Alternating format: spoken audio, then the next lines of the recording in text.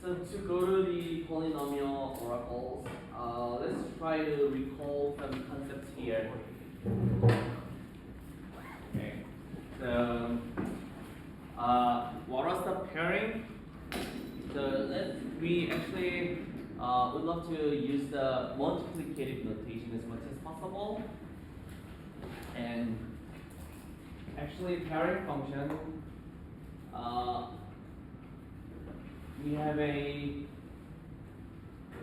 some two values in a group, and then if we put them in a pairing function, they're gonna output a target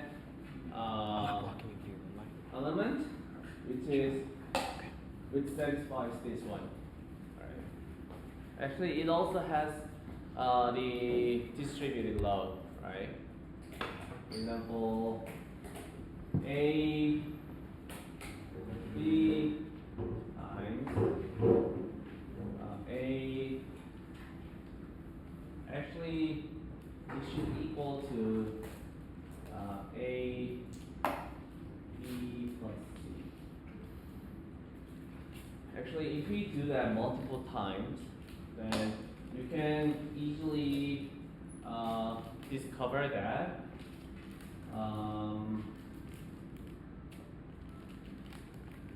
this is actually saying me. Does it make sense? Because it's scaling. Yeah. Basically, this can be hop over here or here, anywhere. Actually, it has some distributed load. This is how the pairing works. And using this property, we designed some polynomial oracle yesterday. Actually, we requested ZK to commit to his polynomial, and actually ZK gave us some commitment, which was a G of f of r. And actually, it was not revealing the coefficients or the details of the polynomial what ZK had yesterday. And to let him commit to his polynomial, actually we let Rencom actually pick a random number there, this one. And then what did it do yesterday? We asked ZK to create two different polynomials. Because ZK's argument yesterday was that he has a polynomial and its evaluation at 9 is something a private key, right? And actually what we are going to do is that we want to prove that actually this is correct. So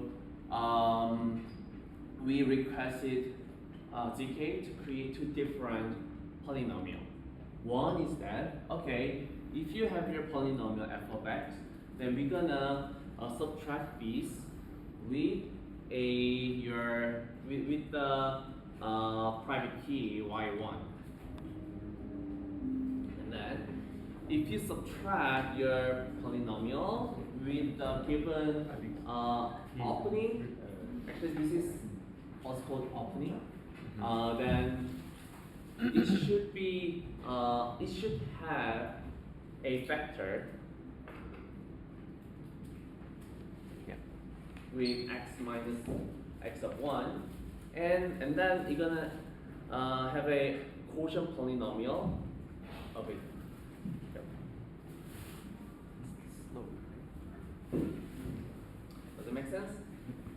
So we have a left-hand side polynomial and we have a right-hand side polynomial, and then we are asking ZK that, okay, we have these two different polynomials now.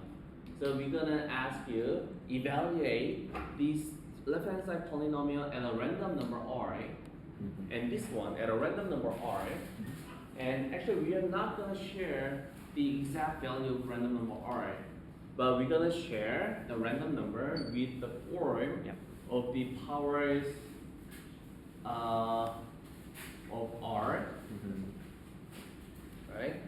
So using those things, just doing a linear combination, actually ZK can compute actually the Q bar here, because we don't need to let ZK compute the other things because we already know f of r because ZK shared that, and we can also compute g of g to the y1 easily, and we can also compute g to the r minus x1 easily. And then what we need to do is check that, okay, evaluation of the P1 equals to evaluation of P2 at random number r. But actually we don't know the exact number. We know these three different parts as a element of the group. So using that, we are using pairing here. Using that, we're gonna send this to the target group, and using these two different elements, we also run a pairing function and compute and actually send them to the target group and compare. Then if that's correct, okay, your opening is correct without revealing the exact polynomial is. This is actually what we have done yesterday. You remember all, right? Yep. Great. Yep. And then in this, we actually visited a pretty many concepts. So what Wanseob did is called public coin protocol. So because Wanseob flipping coins 254 bits times, 254 times to make a 254 bit value. Then using this public coin protocol, Wanseob pick a random number and requesting ZK to evaluate that at a random number. And then what is the soundness of this evaluation, the verification? It was actually related to the degree of this left-hand side polynomial and right-hand side polynomial. What we want to do is actually we have these two polynomial, and our assumption is that if P1 equals to P2, at any point, at any value, actually they should be evaluated at, to a same value, right?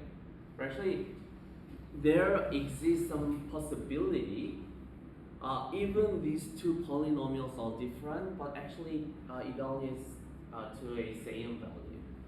What's the possibility? Actually, it's how many intersections those two polynomials can have. This one or this one. And then actually these two polynomials are different, but for these intersections, actually they evaluate to a same value. So because of that, actually Wanseob actually choosing a random value in this field, this kind of a in the field, prior field, and the possibility to pick those root value is kind of a d, the degree of this polynomial, and the size of this prior field. Yeah, does it make sense? Okay, so this is called Schwarz-Zippel lemma.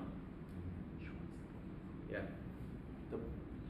So many of the soundness problem when we are trying to design this kind of this is called polynomial interactive oracle protocol, because we let ZK commit and create an oracle which is g to the f of r.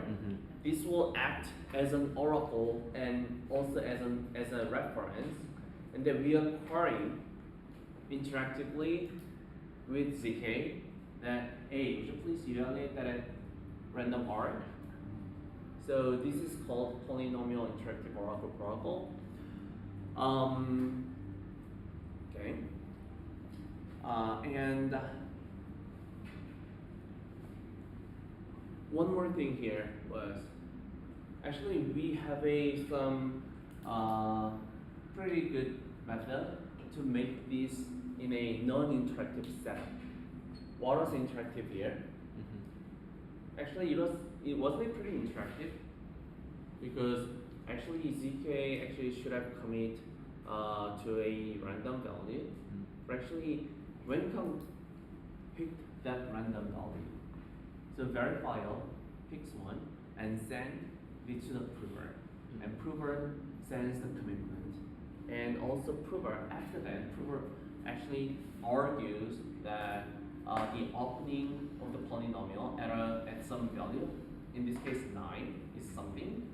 It's an argument, and then prover gives us a proof that with the quotient polynomial as its proof. So it's a pretty interactive process. But actually, we can make this non-interactive. How did I do that yesterday? Yep, trust is set. So rather than actually, when kind of making the randomness R, actually we all together create the randomness and letting anyone, no one knows the exact random R1, R2, R3 by doing a multi-party computation together, creating a trusted set of structured reference string. So in academic term, it's called reference string. The result of the trusted setup, the powers, and also we call that also powers of tau. I think you might have heard of the powers of tau when you like deal with some grad 16 or etc. So in this case, tau is a mysterious value, which is a multiplies of the R1, R2, and some Rn. This is called tau. So we are sharing the powers of tau in the group element form. Yeah. This is polynomial IOP. Yes, so yesterday the verifier would generate the R, right? That's the interactive version of it, right? Right. The non-interactive version would be everyone contributing an R, and then it creates some sort of tau. The tau will be the equivalent to that version of R, right? Yeah. Okay. But no one knows the exact detailed tau there. Oh, they don't even know what tau is, right? Yeah. Okay, okay. Yeah. So when we actually doing this trusted setup, I actually create R1 first, and then I should throw away and should not share this with no one. So it is called toxic waste. If I share that and every participant share the intermediate values, then actually we can construct what the tau is there. So I'm just introducing some academic terms, and this is transforming this interactive protocol to a non-interactive protocol is called fiat-Shamir heuristics. So we say fiat-Shamir transformation from an interactive setup to a non-interactive setup. So you may have heard of say, oh, people say about Shibara-Zipel, people say about fiat-Shamir, people say about trusted setup, powers of tau, public key protocol, polynomial IOPs. If this is heard of these terms, and actually it seems difficult, but actually this is exactly what we have done yesterday. And yeah. So we already touched the basic of the polynomial IOP yesterday, and today we're gonna visit a little bit some complex other concepts, which is called IPA, inner product argument. This is actually kind of a very interactive polynomial IOP. And then actually IPA introduces a lot of some interesting concepts and inspirations for us, which is also related to another polynomial IOP protocol, which is called SumCheck, or kind of folding schemes, or etc. But yeah, we're gonna see actually what the core concept is in the inner product argument. But before we go to the inner product argument, we're gonna actually see the variant of the KGG commitment and what we can do in more detail using this KGG. Okay.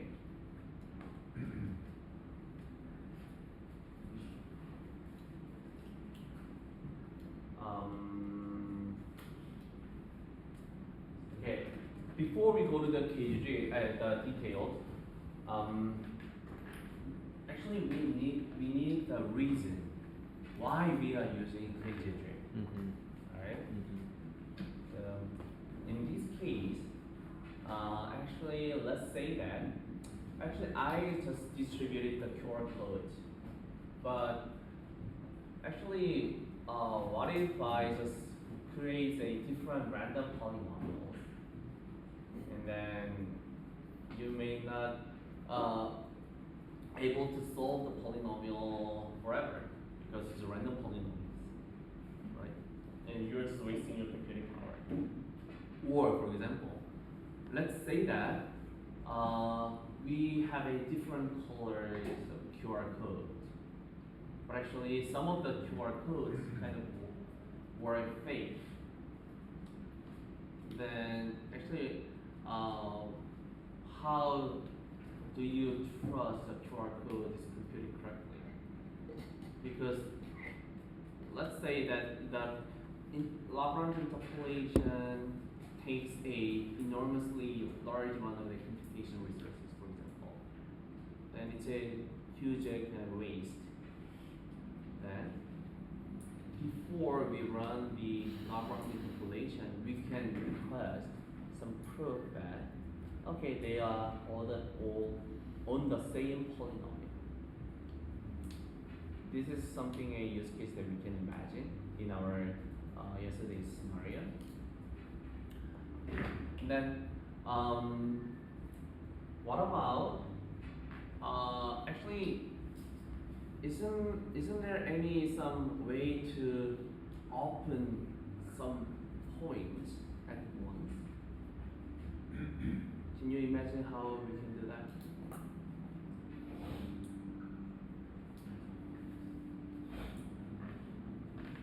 This is called batch opening. And to give a no. You can take the quotient all at once. Would you please come out and explain your idea? Sure. Let's go.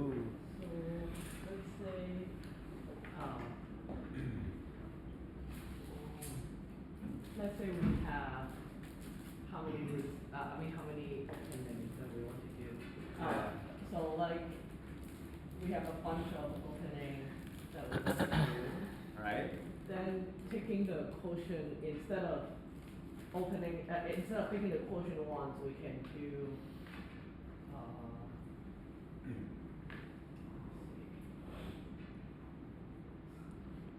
Check. So this is 1.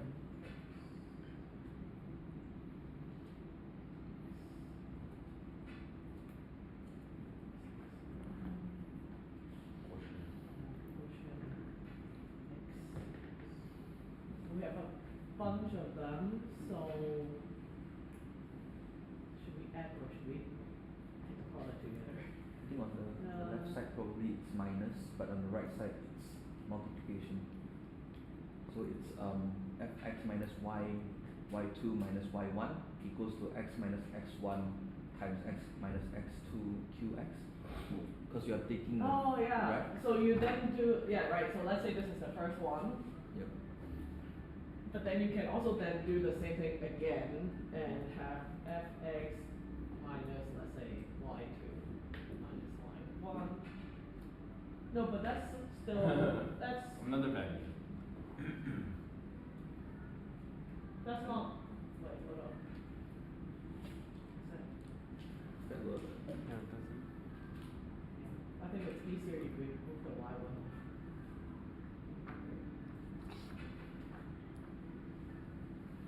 No, but that's a subtraction, right? So Yes. you cannot move, that's not gonna be a product on the other side. What you did was right. Alright, What you did earlier. just now? The Like- yi and x minus x now. Yeah, but how do we aggregate multiple of them? Can we? No, it doesn't make sense to multiply. Minus the sum of I don't know. I'm speculating you are I I don't know if you can add Can we to put the it to the group? polynomial. Or Because right now we are basically, the quotient is actually what's left of the polynomials, right? And given that fx is equal to y, that's an evaluation of a point that is known to public. If you're opening more, is it that we want to just show more stuff? let's Yeah, see. let me Oh, give you yeah, some so hints. You can do Let me give you some hints. Okay. So let's think about only the left hand side, right? And then, in this case, what happens if we evaluate this left hand side at xi? 0. For example, what we want is that left hand side evaluates to 0 if we evaluate that at x1 and and x2. X2. And And- oh. Oh, Okay. okay. this is actually what we want. Then let's think about the right hand side too. Oh. Power. Let's think about the right hand side too. Yes. If the left hand side should be evaluated to 0 at x1 and x2 and x3, The right-hand what side about the right hand side? Should Yes. be evaluated to So it's the product right? of all Okay, the- let's try again. So it's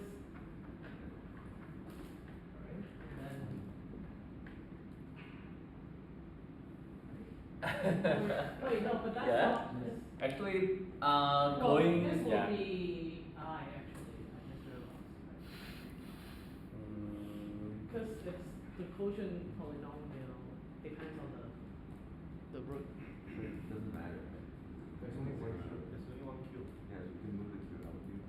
So we can. No, there is different q because you're dividing by different x minus xi. Or we can That's just. true. But you want to aggregate, right? So you show me one cube.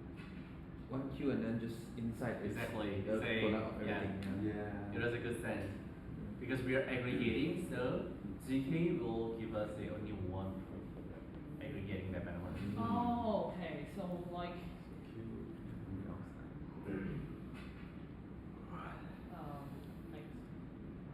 xi, and then it's like a big qx where this is actually like all the small qx, like the individual ones, right? But Yeah, maybe yeah, we can but you think about can. it, think like that, but So Is then yeah. that is a different f, right? Or we I mean, know when only we the have- f of r, 3 to the f of r. We only know the 3 to the f of r. CK shared only the 3 to the f of r. That's the commitment. So it's also a product of all y instead of a product of all fx minus yi, I suppose. Actually, we are almost to the answer. Then, how because think about that, we only know the f g to the f of r, right? Then so we put in f of maybe r. instead of this one, instead of this product, then maybe we can try to change this value a little bit.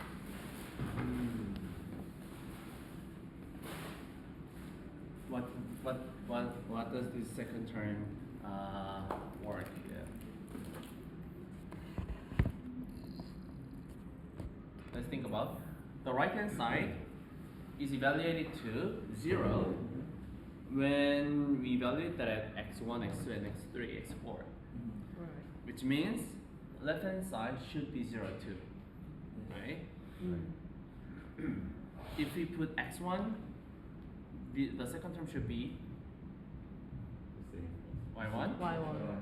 If we put x2 here, second thing should be Y2, Right. x3, Y3. and what should be this second term? Another polynomial. Another polynomial that satisfies. That satisfied, it's kind of like how it works for the QAPL, you know, in the QAPL, but you basically take a polynomial, I mean we call it G, and and then it takes the value and then takes the I as the input and then gives you the Y of that specific X.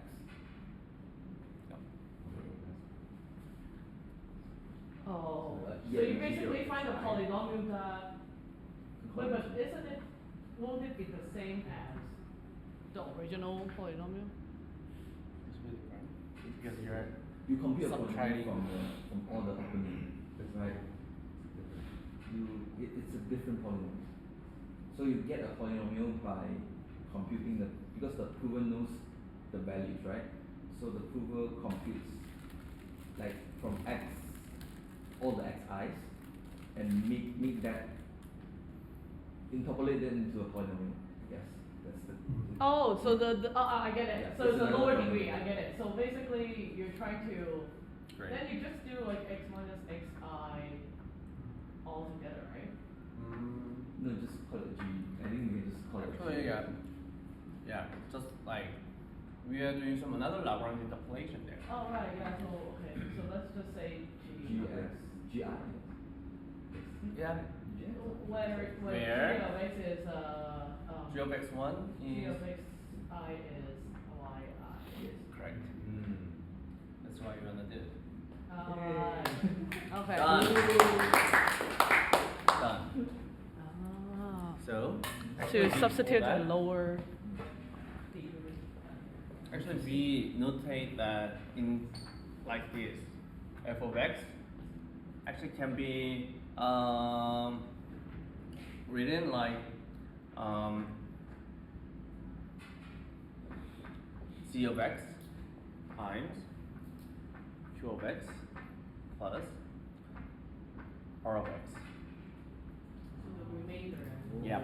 Divided. Zero polynomials and quotient polynomial and the remainder polynomial is a basic form of the division, right?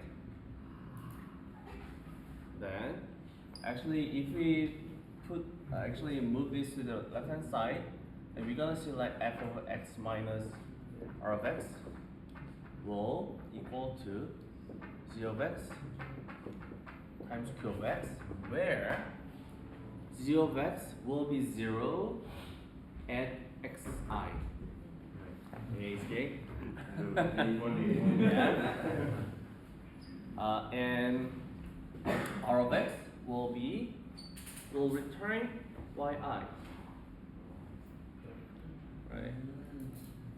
Our max is a much lower degree than that, right? Okay, we need 3 or 4, like we are opening 3 values. Yeah, then it would be 3. Yeah, the degree should be 2.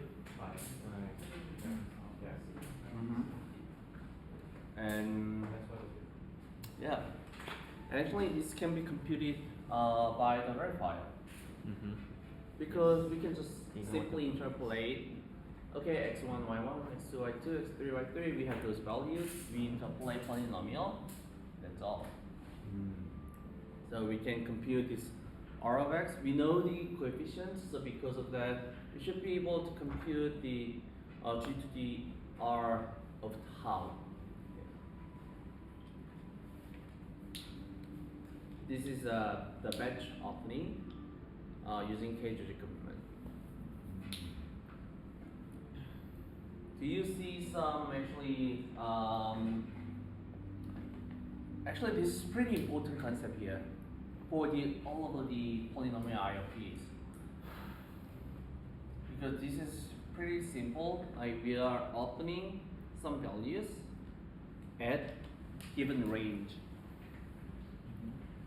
So actually we are finding the range. Actually we are finding the range. So what is Z, what is Q, what's R again? 0 and quotient and remainder.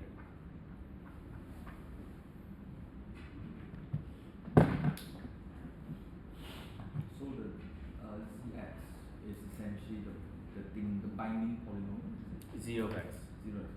Z of x. Actually binding this relation actually to the x1 and x2 and x3. It will actually holds true only for the given range x1, x2, and x3. I mean, actually, yeah, we're gonna see how to use this binding polynomial for the other cases, but yeah. For right now, let's just think about that. This is the basic form, and sometimes actually we also say accumulator polynomial instead of zero polynomial. So you can also say a of x and times g of x plus r of x. Yeah.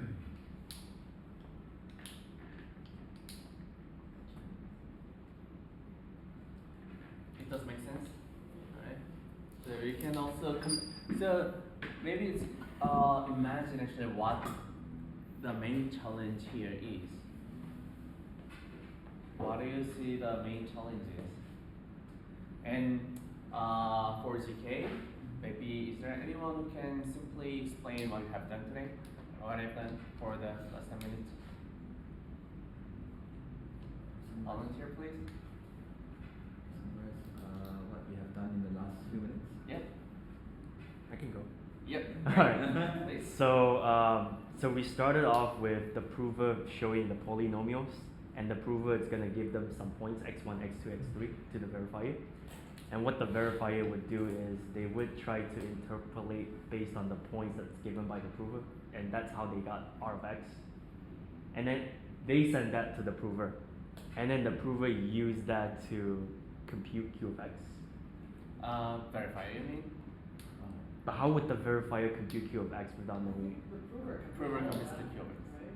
No, R of x can be computed By the verifier. Yeah. Yes. Right, because verifier also have the x1, xi, all the xi. Yes. And Q of x is something that should be computed by the prover.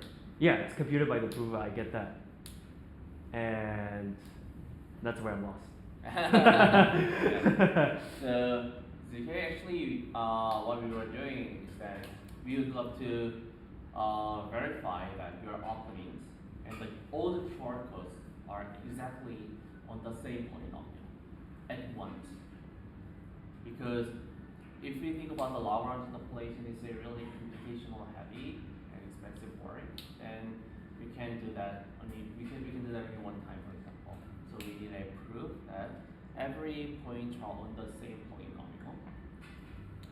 And for that, this is actually how we are doing the batch opening of the polynomial at once. Because we are designing that. Actually, yesterday we also designed the left-hand side polynomial, right-hand side polynomial. And left-hand side polynomial was just kind of f of x minus y1 yesterday.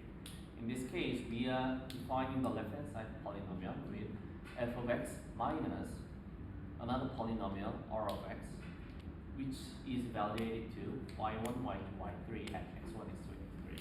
Then it will evaluate it to 0 for the given x values, left-hand side. And then the right-hand side will also look like, should have the roots with the vectors with x minus x1, x minus x2, x minus x3, and then a quotient polynomial there. So this is how we do the batch opening. And the challenging point here is that what looks like the most difficult part Here. yeah, in this logic. What is the most challenging part? In terms of calculation or in terms of Computation. Computation.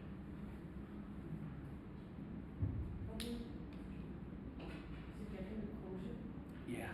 because you need to define Right. that We need to divide the polynomial, large polynomial, with this one. So you know this is quite difficult. Another large polynomial. Yeah. So computing the quotient polynomial is always the computational overhead when we actually create some KGG polynomial opening. Yeah. So in our example, is it worth it to do Your that, example? or because Your- like right? Because we're proving a Opening, right? Small number yeah. of openings. I think it's still worth it because we have a lot of combinations. So we really don't know that actually which points are exactly the same point number. We really need to know that. Yep. Okay, great. So actually we have covered the bedrock application component. So this is the basic form. And also we can define the remainder polynomial with the simple Lagrange interpolation. Right?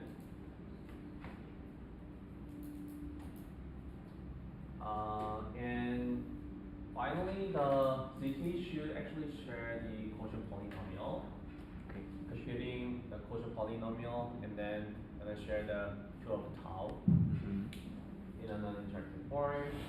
And then finally, we're gonna check that, okay, if we have the polynomial, we have this is a zero polynomial, so actually we are just checking this pairing.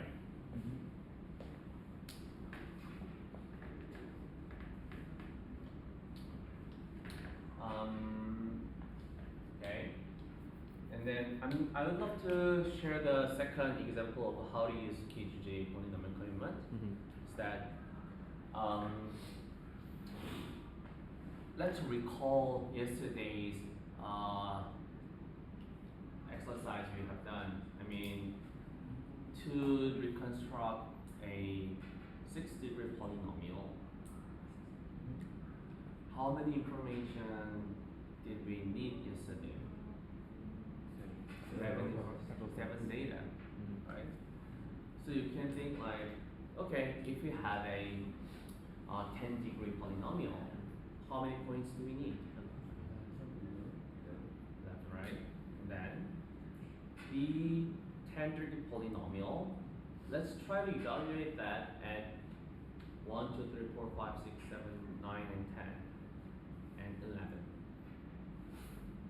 Then actually, yeah, it has some 11 information there, which means that polynomial, it has an information inside of it, and the size of the polynomial actually is corresponding to the size of the degree of the polynomial. For example,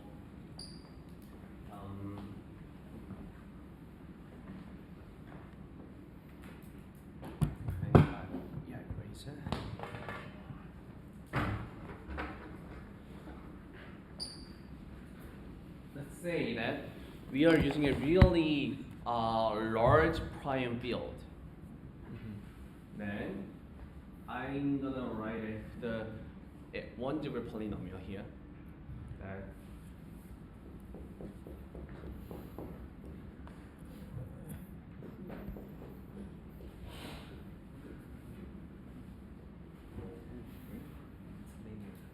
right. This is a 1-degree polynomial. And let's see the 2-degree polynomial.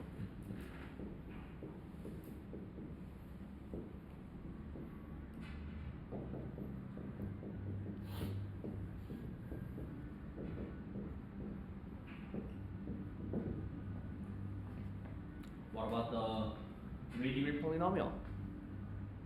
Actually, we need more space to write terms, right? So this is the size of the polynomial, size of the coefficients, size of the data. So if we have many terms, then actually it's including many information inside of it. So we can think about polynomial is a way to encode some data. So vice versa. Data can be encoded to polynomials, and polynomial can be interpreted into some data. Right? So let's try to express some data in the form of polynomial.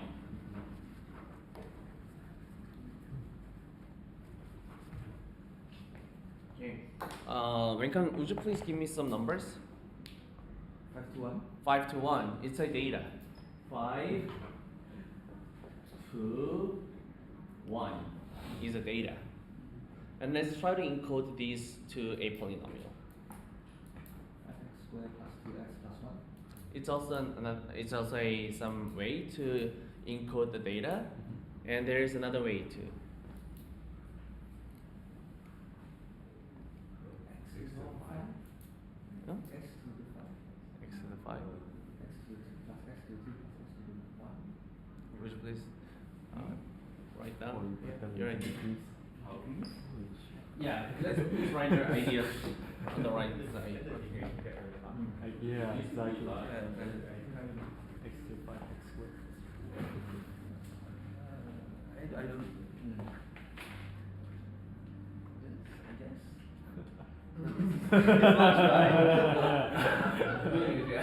Actually, I think the 5-digit polynomial can express more information.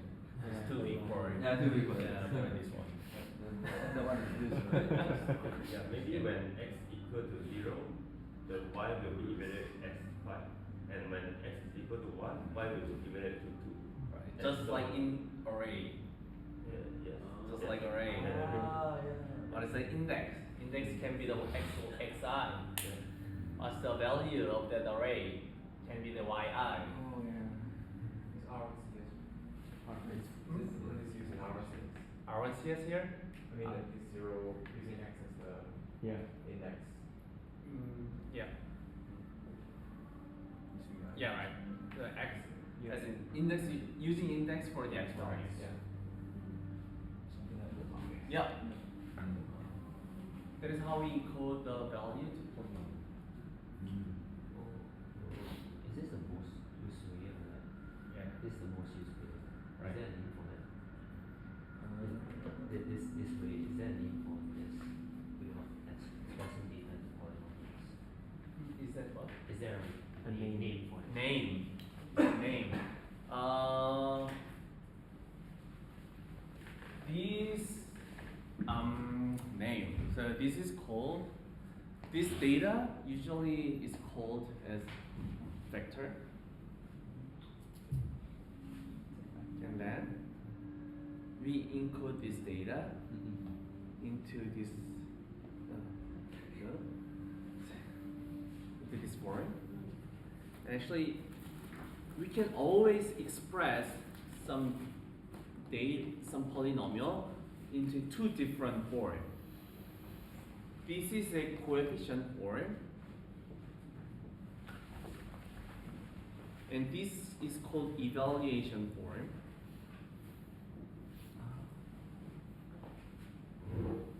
So in this case, we're gonna have a x 0, 5, 1,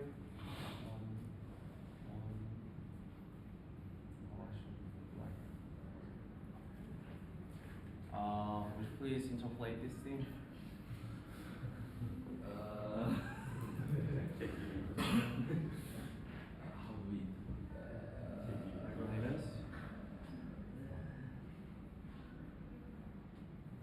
No? Yeah, anyway, yeah, let's say A and B. Good. We don't know what the A and B is. This is called coefficient form, and this is called evaluation form. And anyway, actually they are expressing a unique same polynomial. So we can encode this vector into polynomial into two different forms, coefficient form or evaluation form, and then we're gonna let you commit to your polynomial, and we're gonna get the g to the f of tau here, and this is called vector commitment.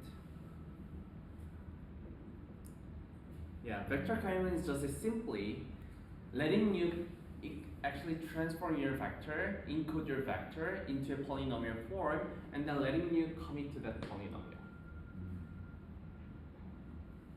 Actually, yeah, maybe vector commitment also can be kind of a Merkle root commitment or etc. Because Merkle tree is basically an array. how to express an array, right? And we can also express this array into a polynomial. So in terms of the KGG commitment scheme, vector commitment means that okay, we're gonna use this. But here, there exists some efficient way to encode this vector into polynomial. Maybe using 0, 1, 2, 3, 4 might be the one of the easiest way, definitely. But actually there is one more pretty efficient way that we can do, which is called the root of unity. You have heard of it, right? Root of unity, which is noted as a omega. Okay, the root of unity means that omega to the 2, 3, for example, like this. And actually, in this case, omega to the 3 will be 1. Which means in this case, we say that an element which satisfies the n exponentiation of the element becomes 1. It's called the root of unity. So if we see the complex plane, for example, then let's say we have some unit circle.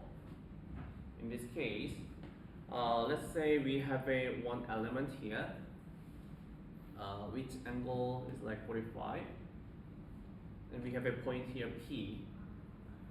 And in this case, P can be a root of unity of in this circle, where it's which has its order to 8 here.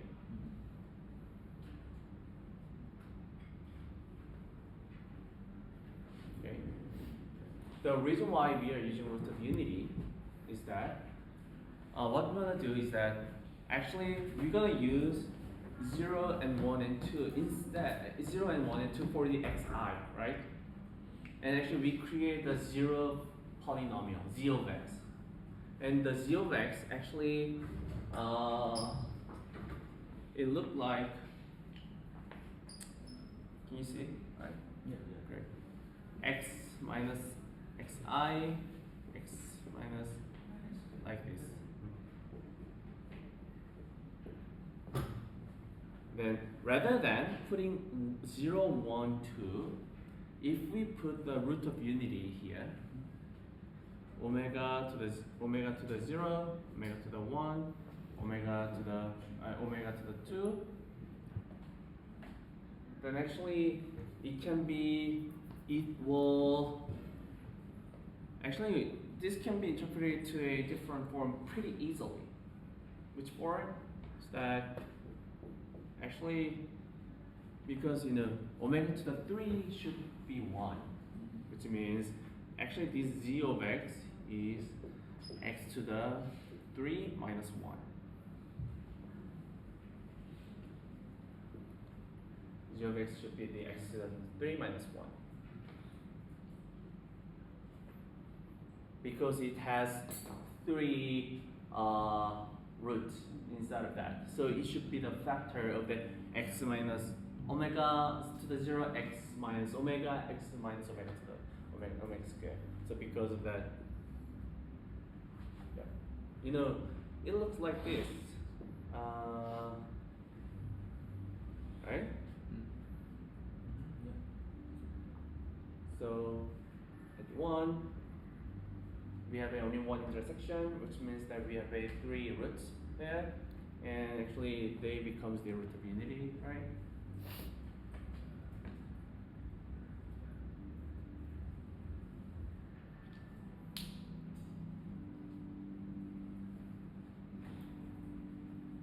So in this case,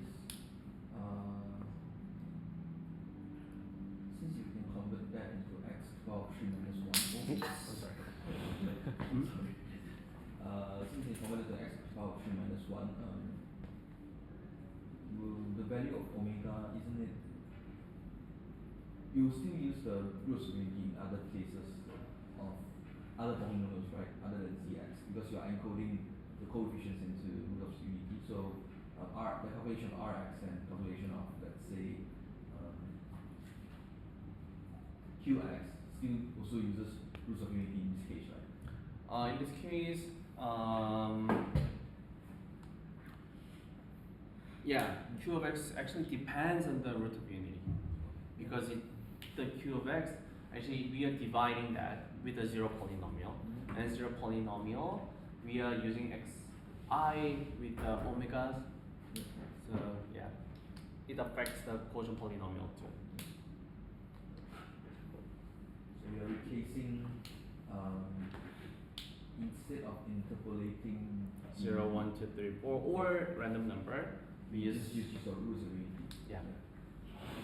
So in our case, xi becomes the omega to the I minus 1 in our case, rather than just using I minus 1. Yeah. But you still have to calculate first the roots of unity from the Right. coefficients. For example, let's think about our prime field. The prime is 7. And what happens to 2? Let's calculate 2, 4, 1. So 2 is a root of unity, the third root of unity in the prime field of 7. Because 2 to the 3 becomes 1, or 7. So 2 is the third root of unity of the prime field 7 of 7. What about if the prime field is 11, and then if we choose 3, 3, 9, 6, correct? No, 5. 5.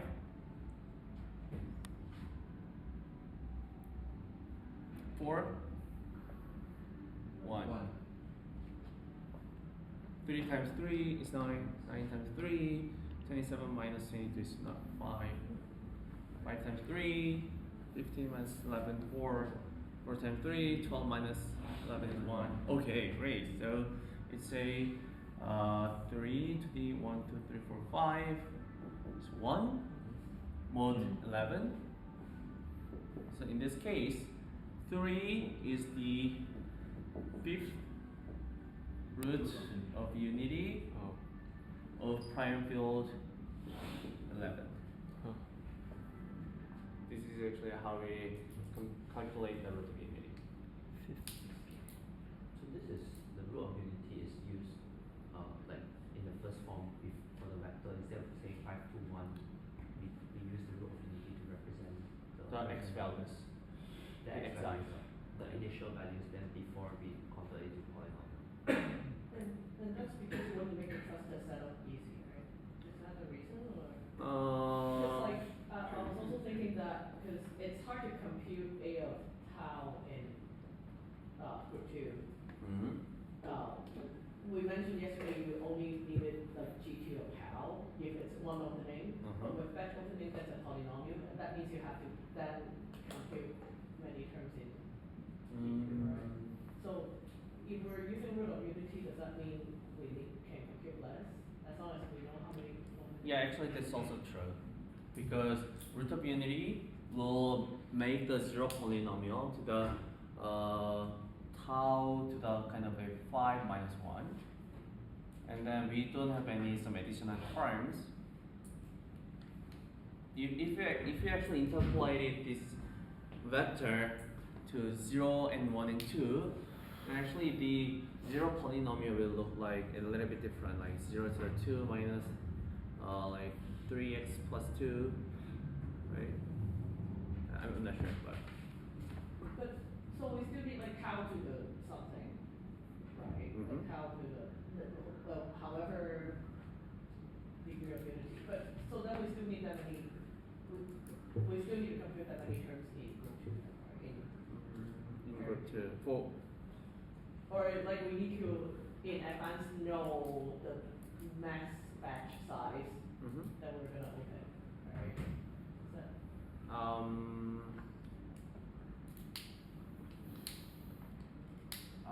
I don't think so. I mean,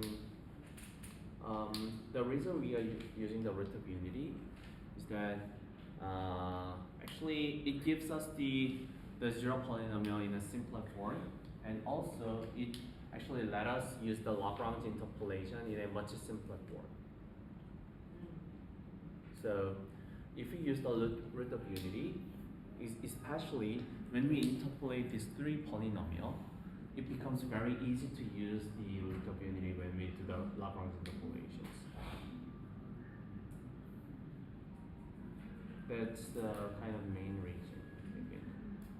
So, for example, if you're actually having a pretty long array as a data, like let's say that we have a million data in an array, which means that we need to interpolate the polynomial, which degree is million.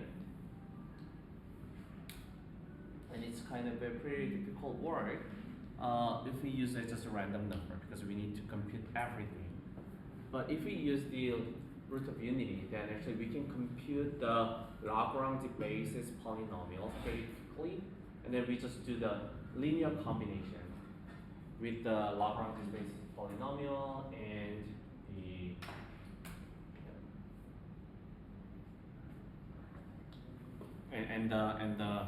value and the values in the vector.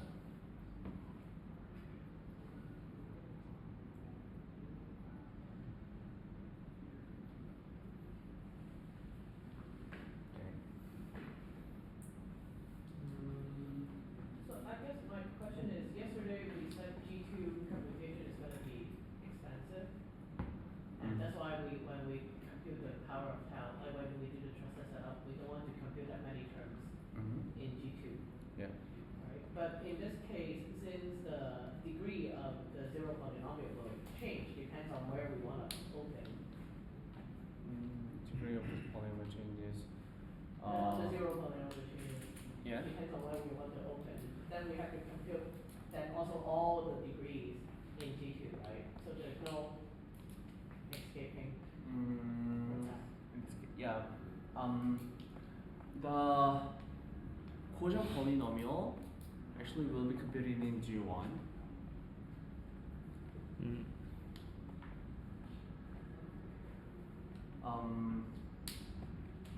Actually, I think I need to revisit that again. How the computational overhead comparing the G1 and G2.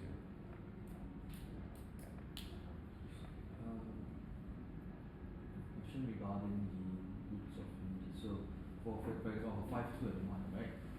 How do I know what is the field that I want to evaluate this polynomial in to get the root of unity from? Like, how do I know what field to operate this in to get the root of unity to fit, like W0 equals 1, W0 equals 5, W2 1 equals 2, W1 equals 2, basically W0 equals 5, W1 equals 2, W3 equals 1. Like, how do How to find the root of unity in a given prime field? How do I know what field to operate in? Is it the field or the group that I want to use for the KZG commitment? In this case, let's say it's KZG. Yeah, actually in this case the field is where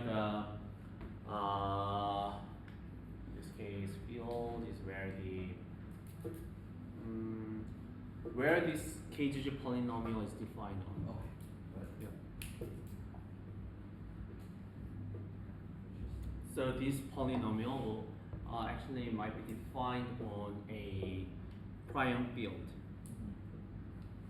So we usually note that like f of x is a polynomial defined in a prime field with degree n.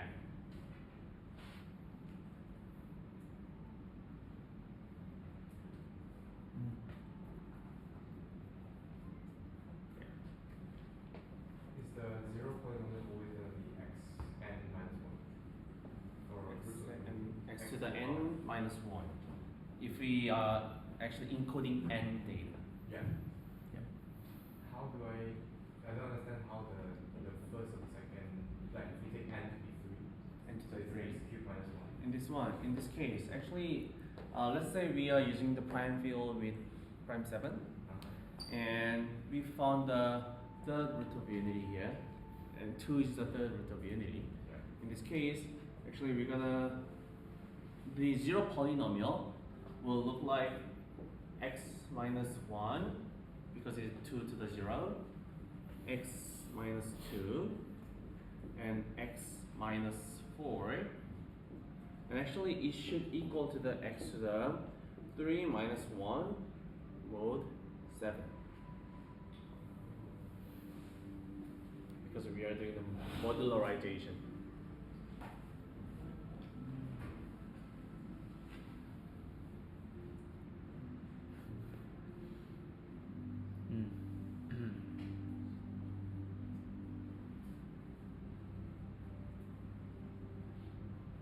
So for application, let's say you know what curve you are operating on, you can pre-compute Right. calculation Right, the Lagrange basis polynomials. of this like Right, exactly. So because of that, if we actually use a fixed length to encode some data, we can use the same Lagrange basis. For example, if you wanna encode some data, for example, we gonna just like solidity. We're gonna have a fixed length of array. Yeah. If we have a fixed length of array, then actually we can pre-compute the Lagrange basis polynomial and cache them, use them actually repeatedly. So in this case, we know the root of unity already, so we don't need to compute the interpolation. We can just reuse the values in the root of unity. Yeah. Yeah.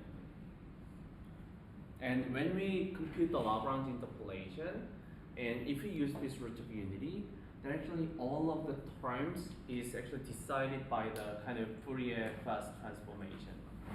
So we can compute the Lagrange basis polynomial predictably if we use the root of unity. So is it easy to find like what order of unity it is? Based Order? from the original, like from the prime field, right? Like given the size of the prime field, like given 11. Yeah. Is it easy to find the fifth order of unity is 3? I actually don't exactly remember the algorithm, but there exists an algorithm to find the root of unity. Yeah.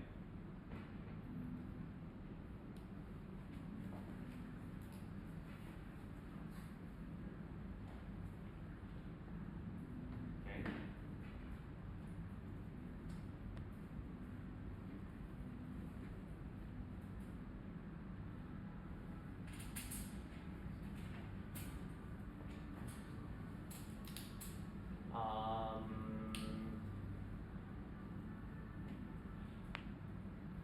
Do you wanna have a breakout group session, or do you wanna go to the Pires commitment and product argument?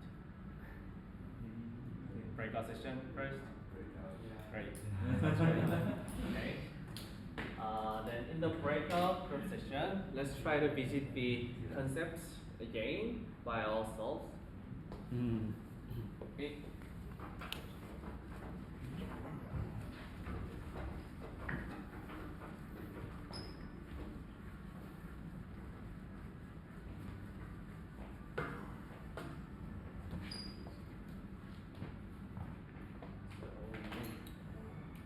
First of all, let's try to recall the concepts first.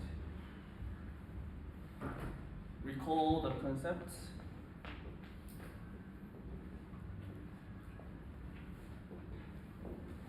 Pairing, A, G, Z,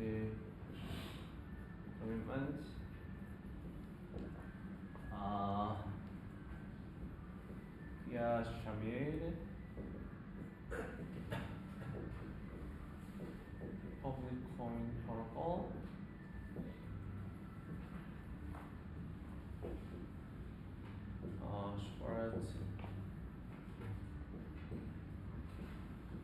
all lemma. And the what the polynomial IOP and batch opening and the root of init. Yeah, let's go. Oh boy. Now we're gonna talk about the programmable zero sequence knock. The RNCS, and now to try to utilize actually what I've learned and studied. Yeah, so we actually visited the polynomial complement scheme and what is an interactive oracle probe. And also we have visited the KGG polynomial complement schemes.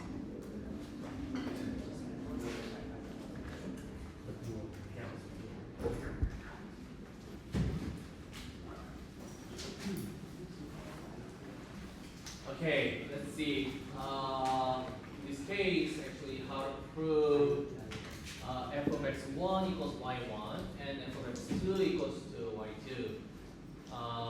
We left actually make the polynomial complement schemes by evaluating that at tau, and actually we got the g to the f of tau, the equivalent form, and then actually we did some query. We actually made some two different polynomial and then query that at the random mysterious value tau there. So in this case, actually,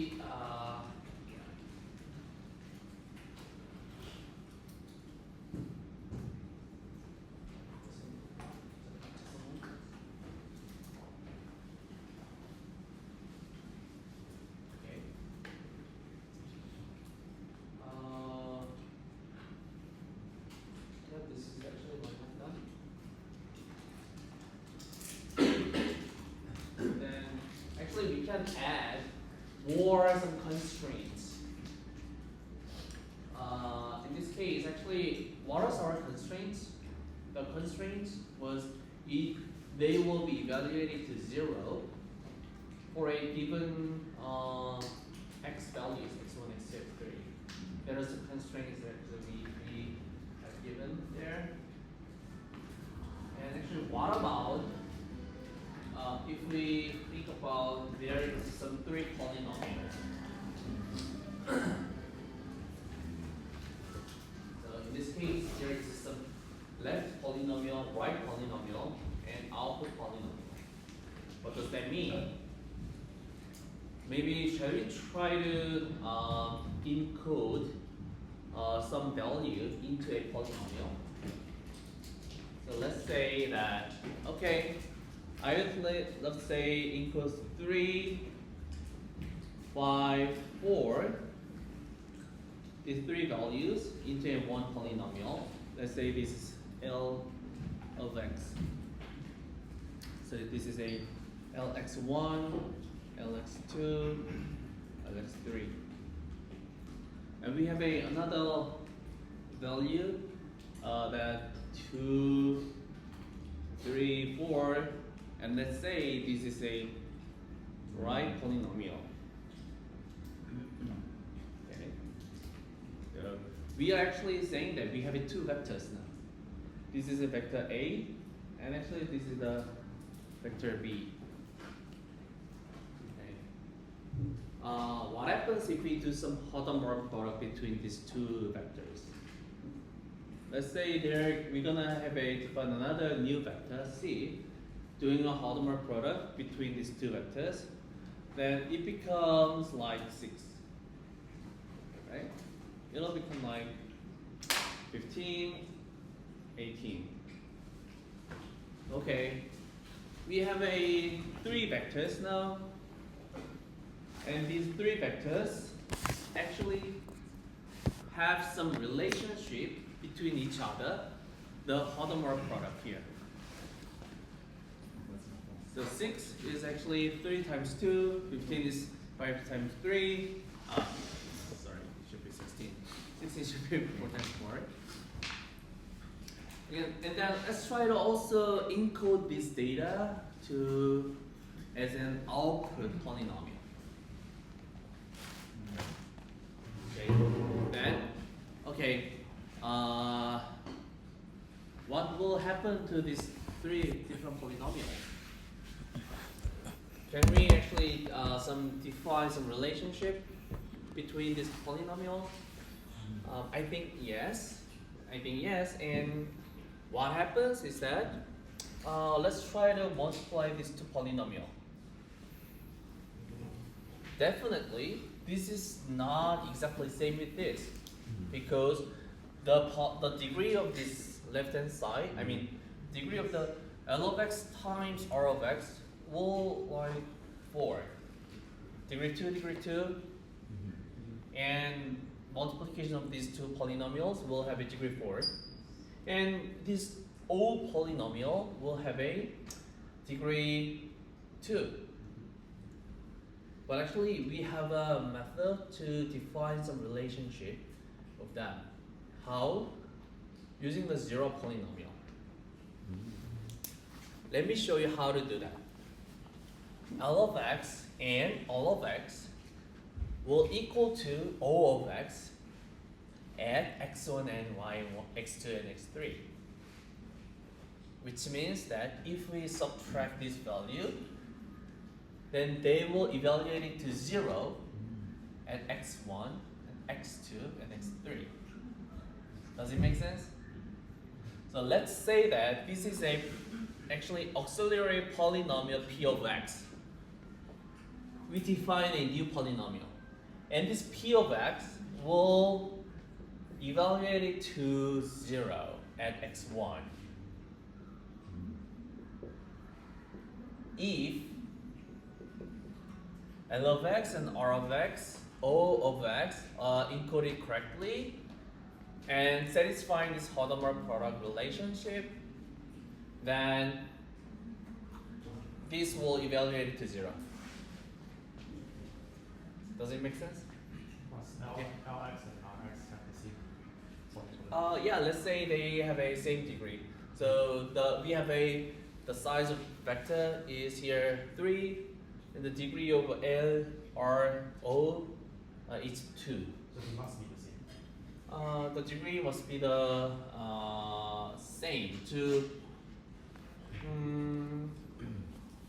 Actually, they don't. The only condition here, L of x, is that L of x will evaluate it to L1, L2, L3 at these 3 points. This is the only constraint. The first constraint is that, okay, L of x is interpolating these vectors correctly at x1 and x3. And for the R polynomial, the constraint is simple. It's interpolating 2, 3, 4 correctly, x1, x3. All of x actually should have the same constraint. And then we can actually define a new auxiliary polynomial p of x by multiplying L and R polynomial and subtract with O polynomial. And then the result should be evaluated to 0 and those 3 values. What does that mean? We can express this equation into a little bit different form, with a factored form, with 0 polynomial and quotient polynomial, which 0 polynomials actually will be evaluated to 0, and then we should be able to define this quotient polynomial from this by dividing this polynomial p of x by z of x. Okay.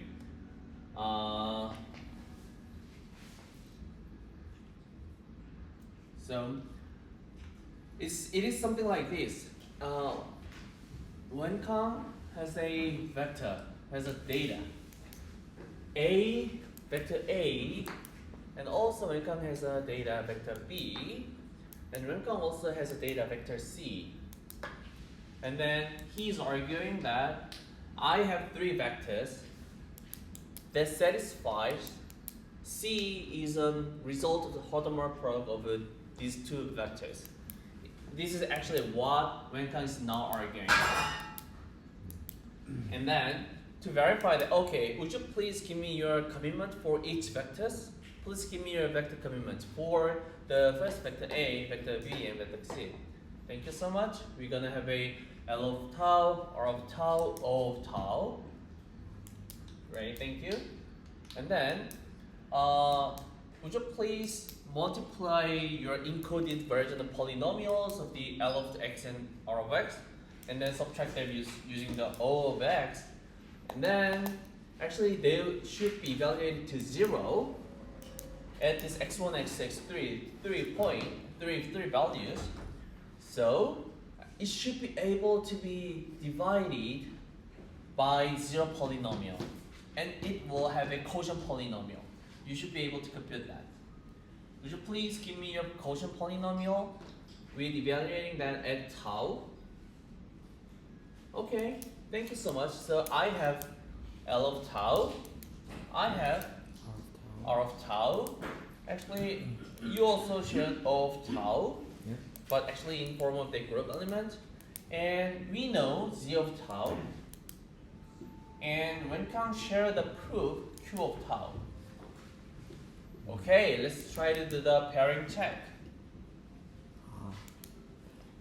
Oh, it's We can do a pairing check. yeah.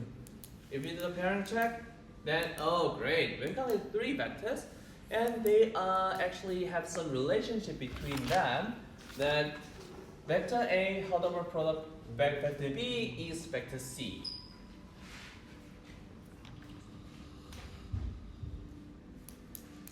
This is the same. This looks the same as the KZG. Yeah. But if we look at the KP, that's the remainder polynomial. Like we use the Rx to represent when we were doing KPG, right? So it's like P fx minus y equals to Yep. in this case dx times qx. So where's the y I? The O tau. So it's It actually, for that, it was for opening of values on the polynomial. In this case, we are not trying to open the values inside of the polynomial. Rather than, actually, we are just still hiding the values, but we are trying to define the relationship between polynomials. So we have three different polynomials, which is an encoded version, encoded form of these existing vectors. So we now have L polynomial, R polynomial, and O polynomial. And actually the relationship between these three polynomials is a Hadamard product here of its vector values. And we are checking that, is this correct? Is this correct Hadamard product thing? We can also define a different thing. Definitely the addition. So simple, isn't it? So simple. That is so simple.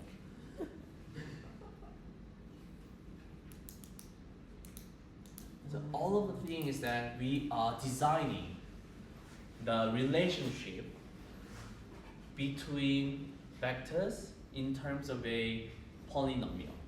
So we include vector into polynomial and try to, okay, do they have some multiplication relation between each element? Then yeah, they should satisfy that in this range. So this zero polynomial works as a binding the range of this relation here.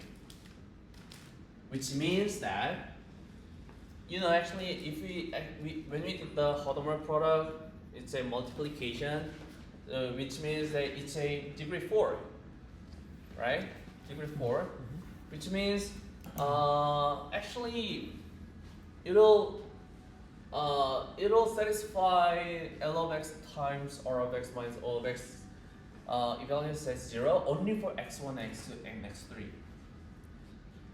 It will not be 0 at a random other values. So this is actually how we can bind the range of this relation.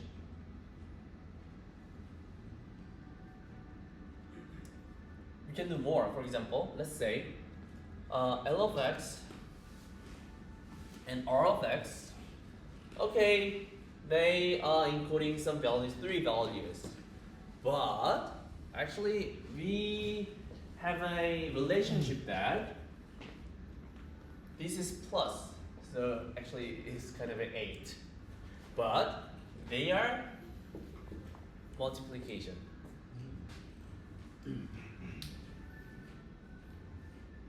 Then we're gonna make a new polynomial that L of x times R of x minus O of x will evaluate to 0 and g x minus x1 x minus x2 only times q of x. On the other hand, it will also evaluate to 0 for x minus x3, I mean L of x plus R of x minus O of x will evaluate to 0 only for x3. So we can define actually some relation here. So the 0 polynomial actually works as a way to bind the range of the relation. If we use this kind of how to define the relation, we can actually write a program using that. Let's see how we do that. Okay.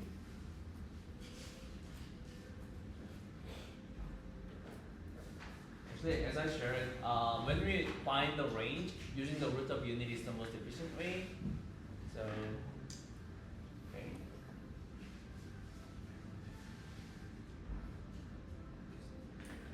Now we're gonna define the rank 1 constraint system. Okay. So we're gonna have a 3 nodes. The first one is a witness. The first one is called witness, and the second is called addition gate, and the third one is called multiplication gate. And we have some rule. First, we also have an input wire. Input wire actually can send some values to other node. And in this case, input wire comes from a witness or only from the addition gate, which means multiplication gate cannot output an input wire there. An input wire actually also has its own scalar value. So when the input wire is connected to other node, for example, let's say a witness value was 3, but we have an input wire with scalar 4. Then the value will be actually go to the another node by the scalar multiplication. And the rule for the addition gate, simply it has 2 input wires and outputs 1 input wire. Simple. And we can also make some combination, linear combinations with addition gates and witness nodes. So if you have a 3 witness values here, W1, W2, W3, and then using the input wire and the addition gate, we can express some linear combination of the witness values. Okay. And the rule for the multiplication gate. Multiplication gate will also accept 2 input wires, but actually it will output a new witness. It doesn't output an input wire, and multiplication gate has a constraint with the output witness.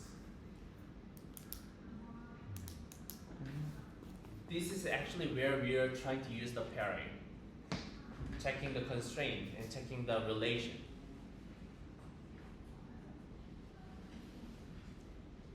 Okay.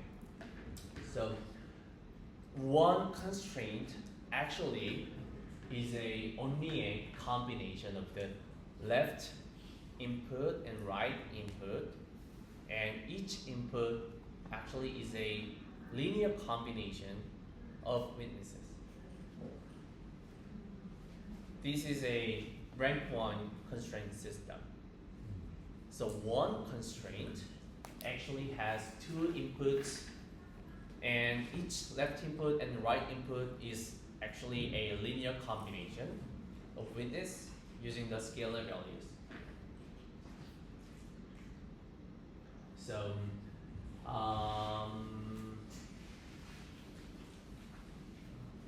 okay. Now we are trying to make a real example. How to write? I'm sorry.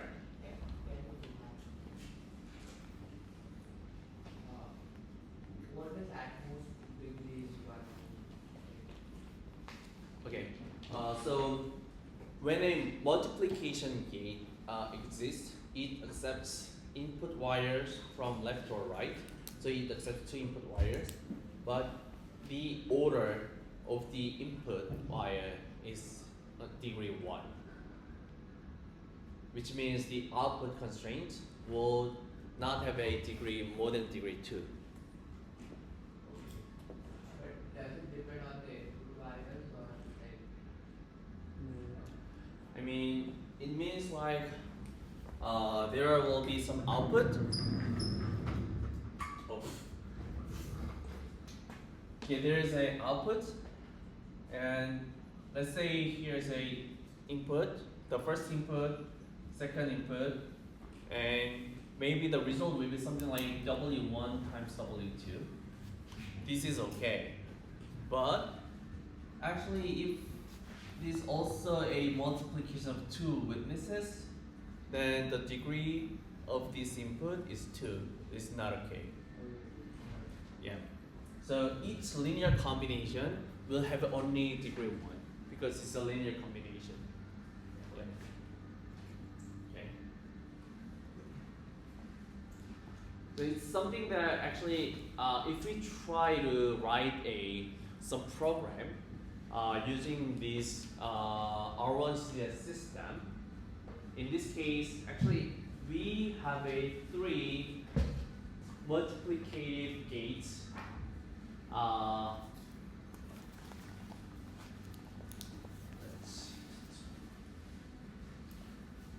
This is the first multiplication gate, and this is the second multiplication gate, and this is the third multiplication gate. In this case, actually,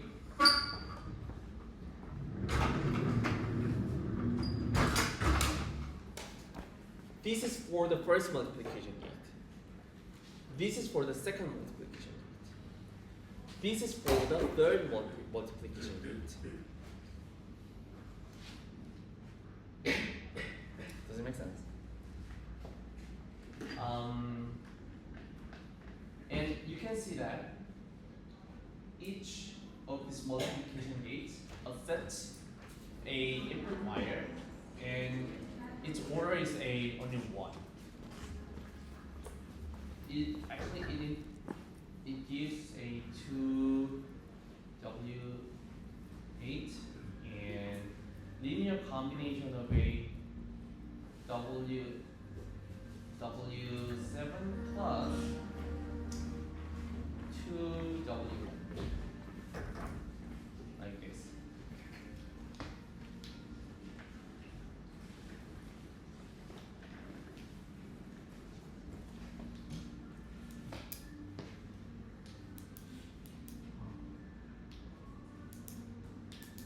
So it's accepting two W8 instead of just one W8. In the case of the X, the M1 gate passing through W8.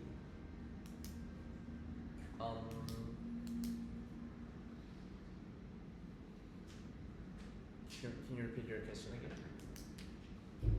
I think I'm Okay, confusing yeah. myself Actually, sometimes. we have a more intuitive example next. Let's see here. First of all, we're gonna we have a in this case we have a 9 witness values, right?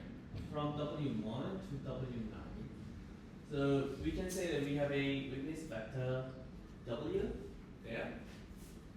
And then okay.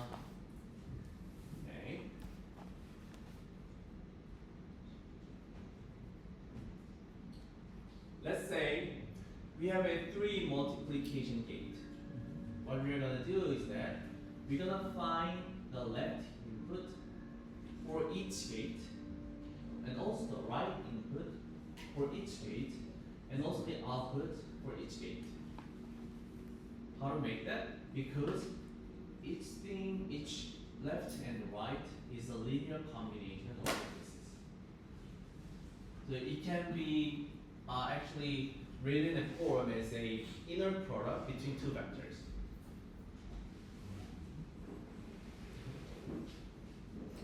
In this case, okay, this you can say that H1 is just like X1, X2, X3. So the left polynomial will return the linear combination value at X1. Let's see here. The first multiplication gate. What should be the left polynomial should evaluate to for the first multiplicative gate? It should be evaluated to a 3W6, right? And what it should be evaluated to the second? It should be evaluated to 2W8. Yes. And it should be evaluated to, at the third gate, a 8W2 plus 40W1. Right? So the left polynomial will have its own evaluation values for x1 and x3. And each evaluation value will be expressed in the form of an inner product between two vectors because it's just a linear combination. So in this case, the first vector is a 0, 0, 0, 0, 0, 3, 0, 0, 0. Inner product, the witness vector will return you 3W6 there. In this case, it will return 2W8 exactly. And in this case, 40W1 plus 8W2. So it exactly outputs the left input values correctly. Okay.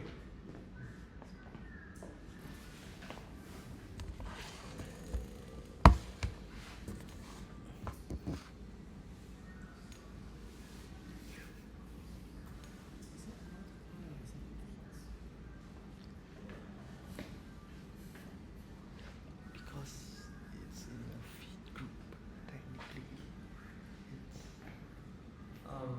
multiple Okay. because it's in a group.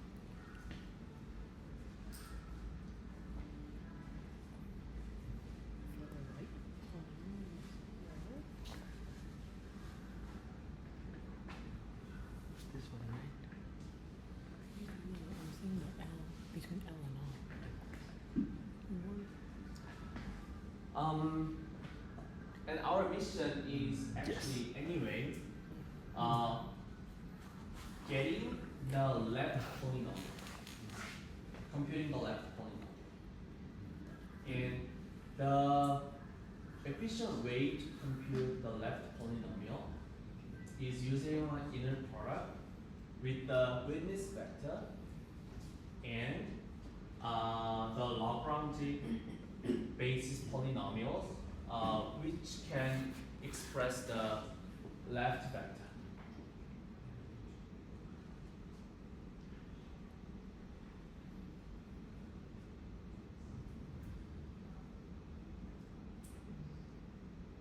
Do you think it makes sense?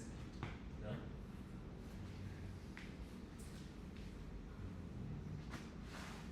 So we have a witness vector, and we can pre-compute the Lagrange basis polynomials with the same size with the witness vector. And if you do an inner product argument, then actually it's just computing how to compute the the left polynomial data.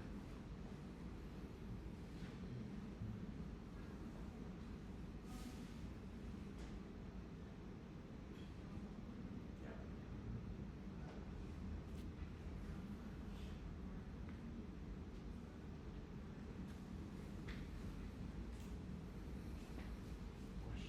Okay, the LX there is the average interpolation of vector graphic.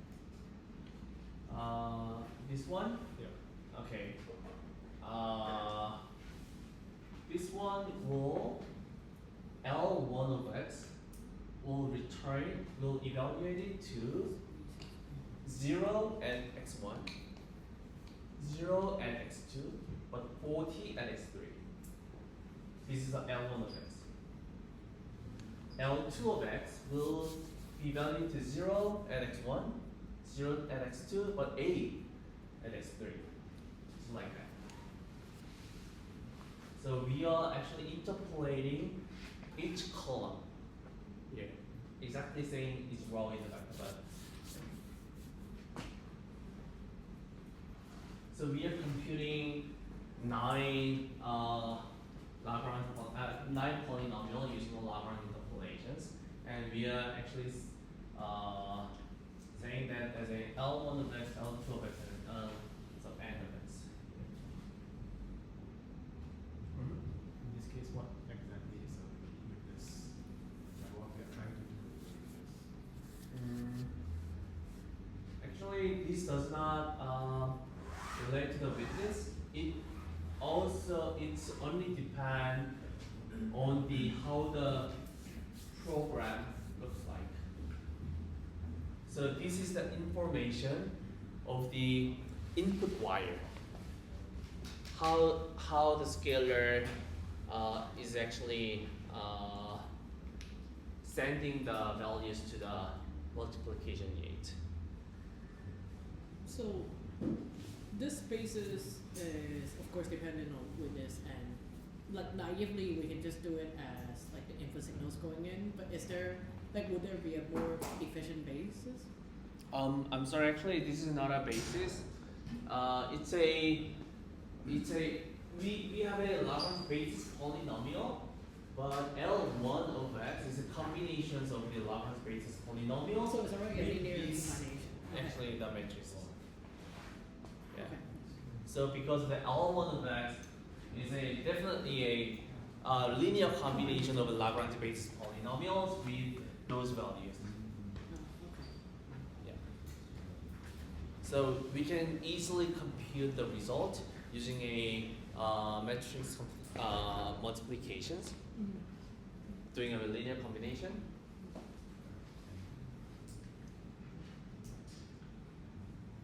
Yeah.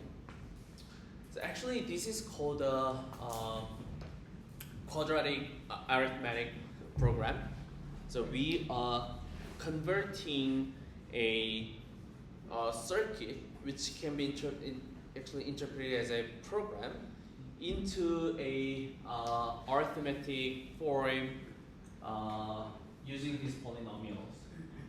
So we could actually compute L polynomial, R polynomial, O polynomial separately, and we can examine 3 different polynomials add x1 and x2, x3, just like what we did over there.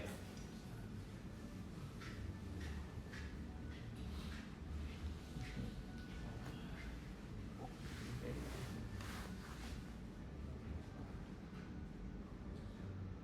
So in this case, we define a new polynomial, and actually it will be evaluated to 0 at x1 and x2, x3. Definitely, we're gonna use the root of unity here for x1, x2, x3.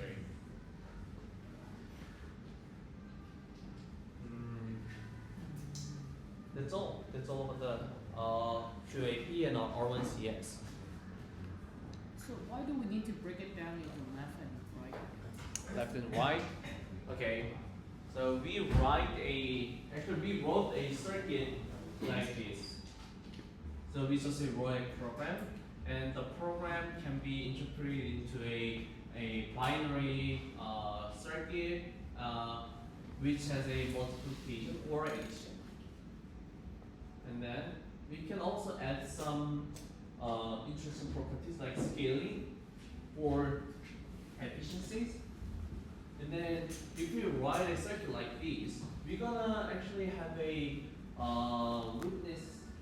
witness vector to assign values into this witness node. So we have a 9 values, and we are actually proving that I have 9 values which satisfy this circuit condition.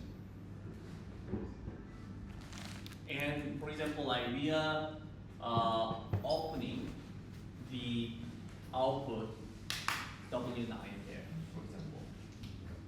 If you open that output, then actually, it's actually these witness values are satisfying this circuit.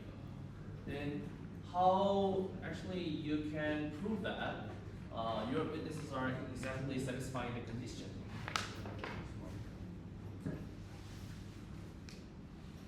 Okay. To make the witnesses satisfy this condition, in our CS system, we need to figure out how many multiplication gates this circuit has. In our case, we have 3 multiplication gates. And each multiplication gate will actually receive 2 inputs. And each input is a linear combination of this witness. So for each multiplication gate, we're gonna have a left input, we're gonna have right input, we're gonna have a output node.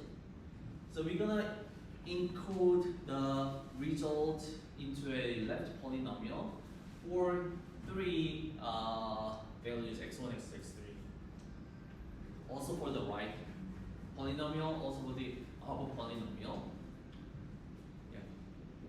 And when we compute the left polynomial, actually it's a linear combination of just a linear combination of the circuit information and the witness value.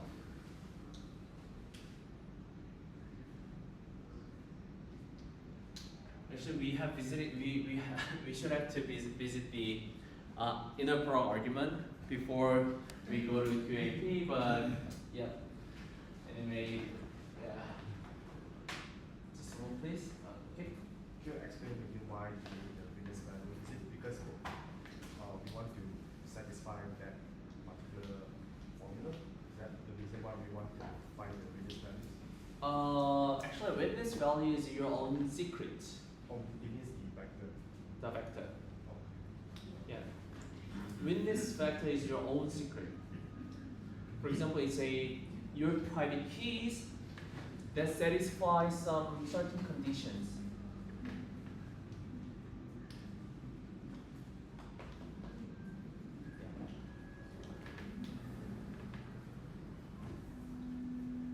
Okay.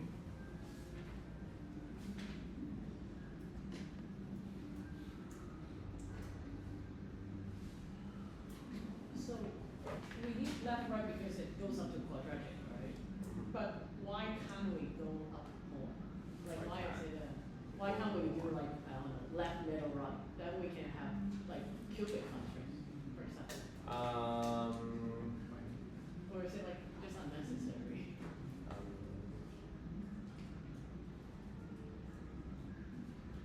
Because we don't have a proper way for tripod pairing function. Oh.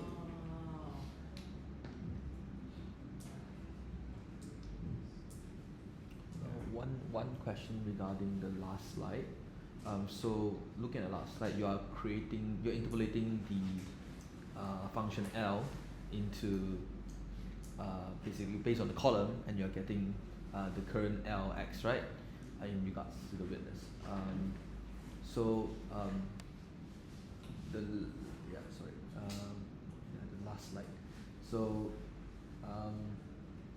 you are interpolating here. You are interpolating based on the weight on the wires, right? Or but not the witness necessarily, right? Because or is it based on the witness? Because you are. Sorry, just one. Yeah, so no problem.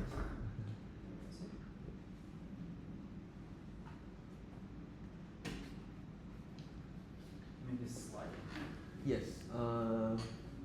So here you are interpolating based. Is it interpolating based on like? No, not this slide. I think the next slide where you are interpolating. You are showing that. Yeah, here.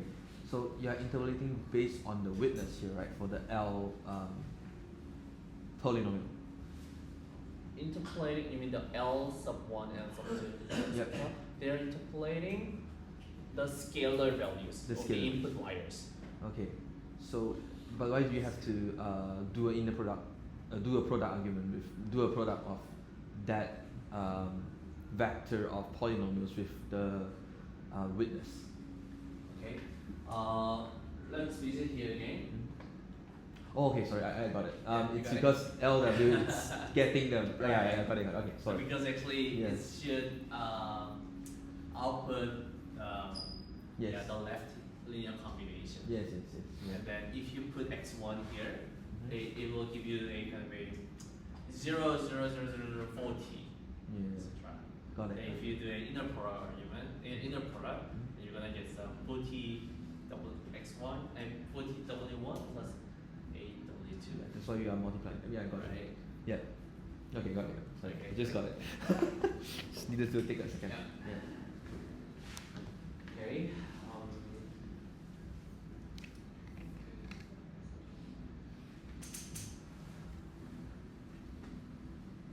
Then we're gonna see actually how we exactly do a CGK snug here, because we actually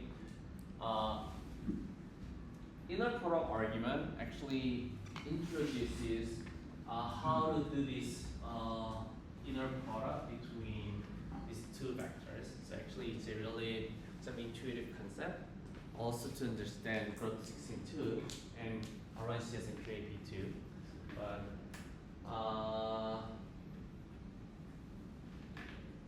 let's go to the right, yeah. Fresh. Okay.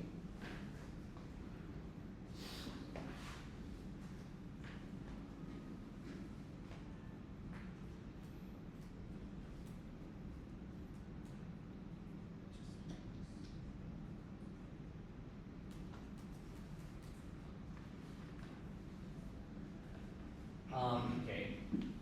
In this case, the circuit information is given, right? And the this L polynomial, this one, the L sub W means that actually it's related to the witness. So it should be kind of some including some hidden values. But these large L or O polynomials, actually they are just a interpolating the circuit information, the scalar input wires. So we can consider them as a kind of a publicly shared value. maybe visit. Because it's It's the circuit, right? Yeah, it's a circuit. It's the It's a computation. circuit. Yeah, it's a computation. Yeah, that's why it's public. Let's go here. Yeah. We are just interpolating those values, the input wire values. So they are just public values, Yeah. which is shared between the prover and the verifier altogether.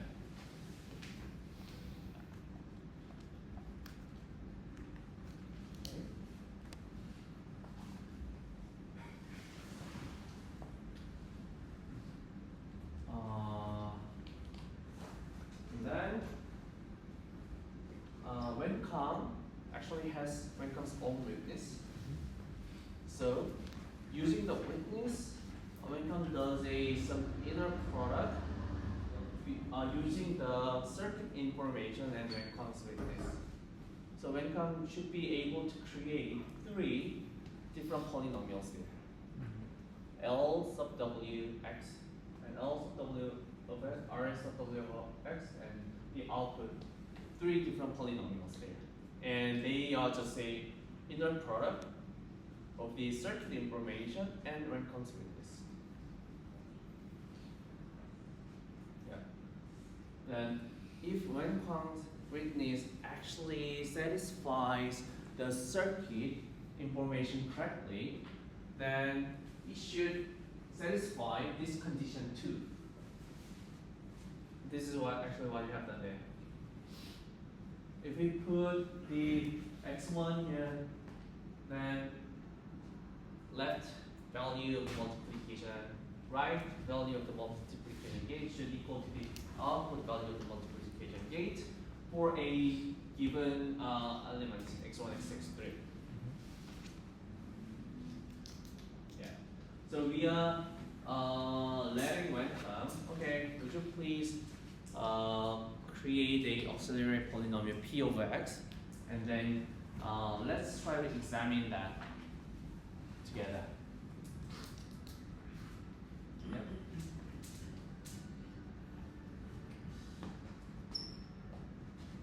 With the 0 polynomials. We will use omega for x. Is that Right. We are using x1 omega to the 0 and to the 1 omega to the 2 instead of the x1 x3 here. Okay. To examine that,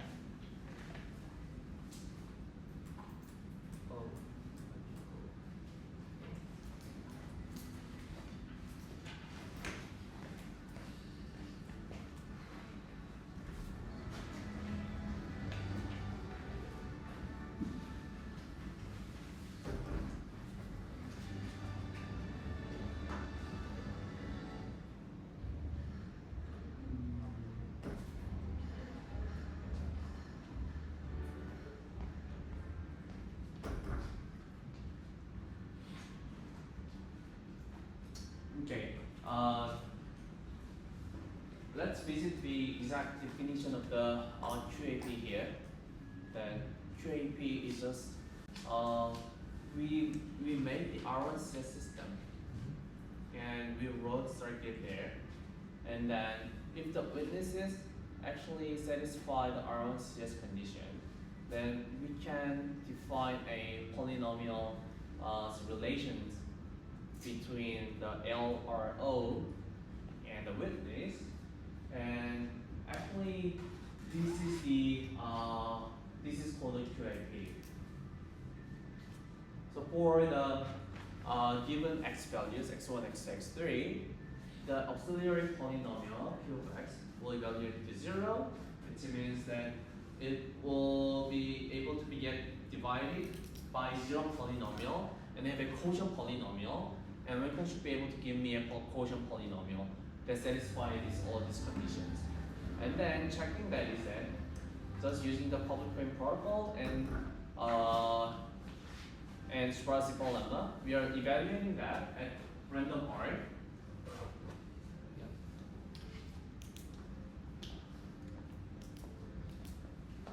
Or what's H referring to here? H and H sub m. Okay, so H is technically means the multiplicative subgroup, which is the set of the root of unity. Ah. Yeah. Okay. And HM is the set of root of unity used by this. So there's a H sub M there. Is there a difference between that set? This one? Yeah. Okay, I'm actually denoting here M for the multiplicative subgroup for the multiplication gate. So in this okay. case, the H sub M is 1 and omega to the 1 and omega to the 2 with the third root of unity.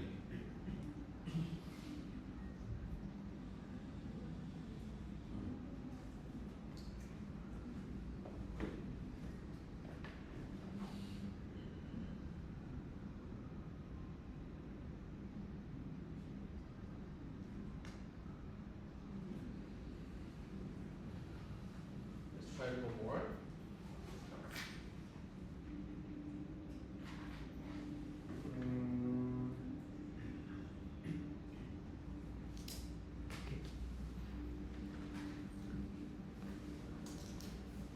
Okay, I am regretting that we skipped the Peter's commitment and the inner product argument. We can go back. We can go back. We can go back. I don't mind. No, I think it's okay. No, it's fine. We can go back. Yeah. Seriously.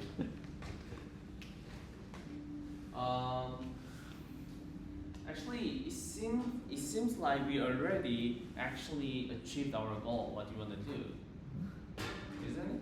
Because Wanseob has a witness values, 9 values, and then okay, if you have the 9 values, please make a 3 different polynomials using a linear combinations with your witness vectors. So Wanseob should be able to output L W of x, R W of x, O W of x, these 3 polynomials.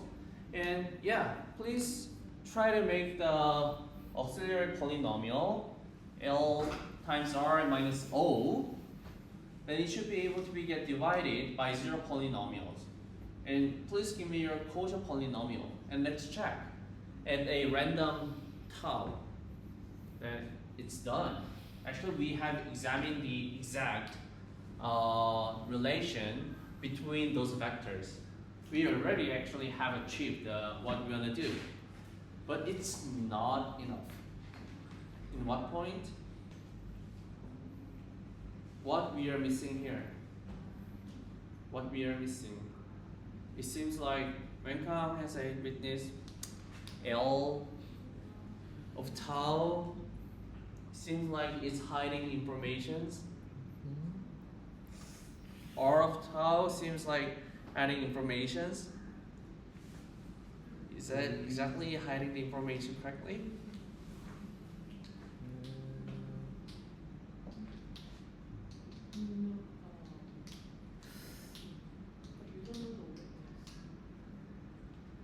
But we can't put a value in and check, I guess. But we can. Can we? Yeah. Is it to do with the intermediate values? of the No, we computation? would know what tau is, right? We don't know what tau it is. Yeah, but we. But We don't know what the tau it's is. in the reference string, right? What about like this? Wanseob's witness is actually a very small number. 1 or 2, or 0 or 1. All the witnesses are just a 0 or 1 or 2. Actually, we know some values.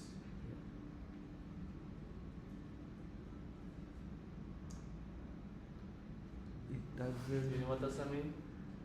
It commits to the polynomial, but it like if we Because it will make some of the bases Yeah. zero. Yeah. So Wanseob actually already shared that his Yeah. value is kind of a 3 to 5. Yes. And then Wengang actually made another witness and actually shared with me the G to the f of tau again to me, but the value seems same. Then actually Wengang is using the same value. Yes. There's no value. This is the reason why we are using Peterson commitment. When we're hiding a value, to hide the value completely, we should always put some salt, just like we have done in the Schnorr signature. Like, Yes. if you put some salt, actually we can prevent people getting some exploit some information there. So Peterson commitment is a kind of a very essential and foundational. Actually, it's doing a really foundational role to hide information. To hide information, you need to add a nonce, putting some salt there. So Peterson commitment is just the same as KDG but with salt. Is that correct? KZG is a commitment scheme. Peterson is a hash. Peterson is also Commitment, sorry. used for the commitment scheme. Like Also, my bad. Yeah. can be also used as a hash function. And Peterson commitment is something like this. Time to use slides. Yay. You have a value, V, but actually if you share your values with this, maybe it has some vulnerability, because if it's already a known value, then we can see that, oh, you are using the same value. So to prevent that, we actually adding another stuff here, new generator. And this new generator actually has an unknown relation between this generator, which means that H will be a something kind of a this value, but no one knows this value, what this value is. And using this new generator, you are adding a salt here, and then you are sharing that instead of a. Actually, it can be also used as a commitment, but if you use that multiple times, then actually it might be a problem. So using this, instead of using this only this one, if you add the first salt, and then if you also actually share that multiple times for different commitments. So this is actually how the Peterson commitment gives a complete hiding when you share some value. But you should be able to open this value later. Yeah, does that make sense? Even though the secret value is the same, but because we added a salt, it's going to be different every time. Right. We send. Right. But, oh, sorry, one more question. So, my understanding is that what we are trying to do here is to hide the fact that we are sending the same thing. Yeah. But even without the salt, the secret is never going to be revealed. So that's not what we are concerned with. But if the secret is a small value, for example, 1 or 2, then it can be revealed. Can be what? It can be revealed. Yeah. I mean, by brute force attack. Because we can just try a small scaling of some generators easily. We know G, 2G, 3G, 4G, 5G. What's the secret in the sort generator? Secret in the In the second sort, generator. right? G to the power of the secret to generate the sort. Like how the secret is, where the values come from. Where the No one values, knows that. where the value comes from. Yeah. Actually, prover picks one. Yeah, For the sort. yeah. Because you can see that if we have this actually unknown value R, it will be it can be written by V plus RS. But actually, no one knows this value.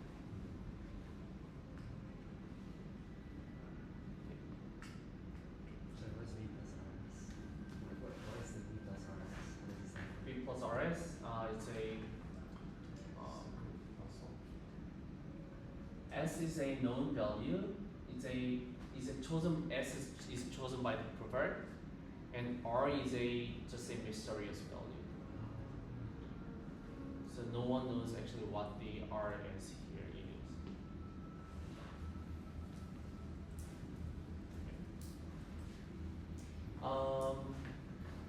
So actually we are using a pretty similar technique that we are using the Peterson commitment in Plot 16.2. So instead of actually using the values directly, we're gonna say that small p1 is actually alpha plus the evaluation of the left polynomial, alright, and p2 is a beta plus and let's say no one knows alpha and beta here. No one knows alpha and beta. And then let's say that P3 is a alpha times R, beta times L plus O plus A times Q. And if you actually try to multiply P1 and P2 and subtract that with P3, it will return alpha beta. So yeah. So we let the prover share the G to the P1, P2, P3 rather than it's a rather than actually it's a L over R over or O over etc. We are hiding a value with the mysterious alpha and beta. So in this case, making the alpha and beta value being mysterious is pretty important.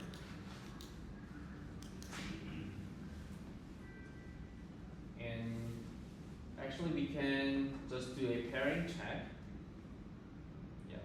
Say P1 times P2 minus P3 should be equal to alpha and beta. In the proof form, we can just say check it using pairing function. So I thought the L and R and O is public. L actually L sub W is actually means the witness related polynomial, so it should not be public. So in the end, we need to make the circuit private as well. We need to make the L R O of the circuit private as well. L R O from the circuit is public, but linear combination of the witness and the circuit polynomial will return you the L sub W, R sub W, and O sub W polynomial.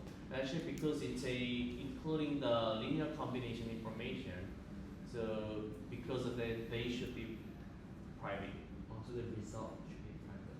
Yeah, so L sub W, R sub W, O sub W, the polynomial should be private. And we do that through like putting the A, B, like P1, B, P3.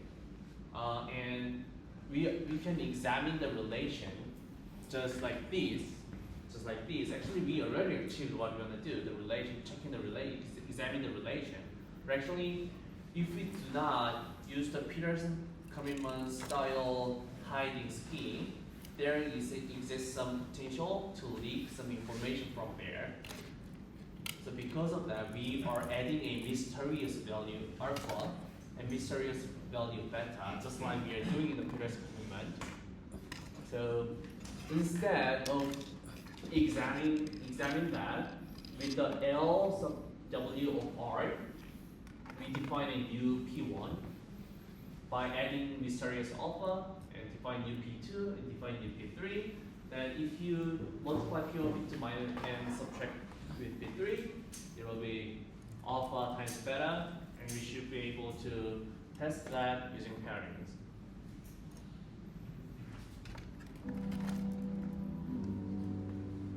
So basically just that, but with this value which is alpha and beta.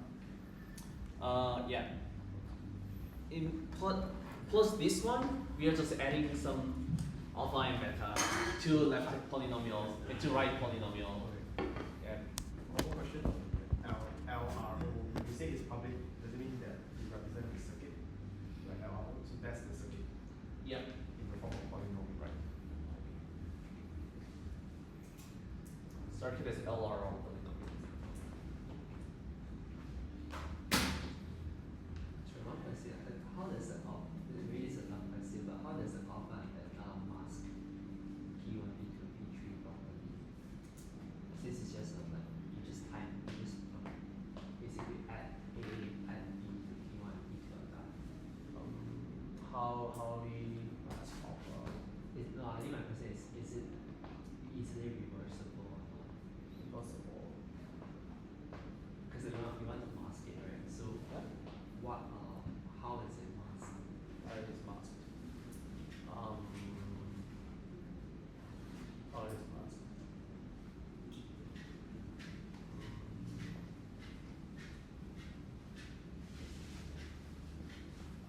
Alpha and beta chosen by the prover. Alpha and beta Chosen by the prover. chosen by the Prover. trusted setup. Trust the setup. Okay, and it's discovered. So no one knows. No one knows Yeah, alpha so and it's, beta. no one can reverse it. But people knows the G to the alpha and G to the beta. Yeah. Wait, if alpha and beta is on the trusted setup, then how can the prover know what's P1? That's P1. How Oh, Use G of alpha. G of alpha. That's why you need the prover, G of alpha.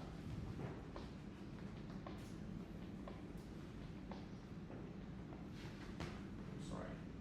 G of alpha, G to the alpha.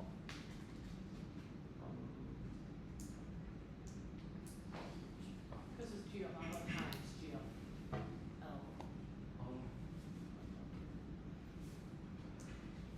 G of alpha. Sorry. No, so I answered my own question, but my question was, if you don't know alpha, how can you compute P1? But you don't need to compute P1, because you compute G of P1. Yeah. Which you have. We're computing G of P1. G to the P1, yeah. Oh yeah, yeah.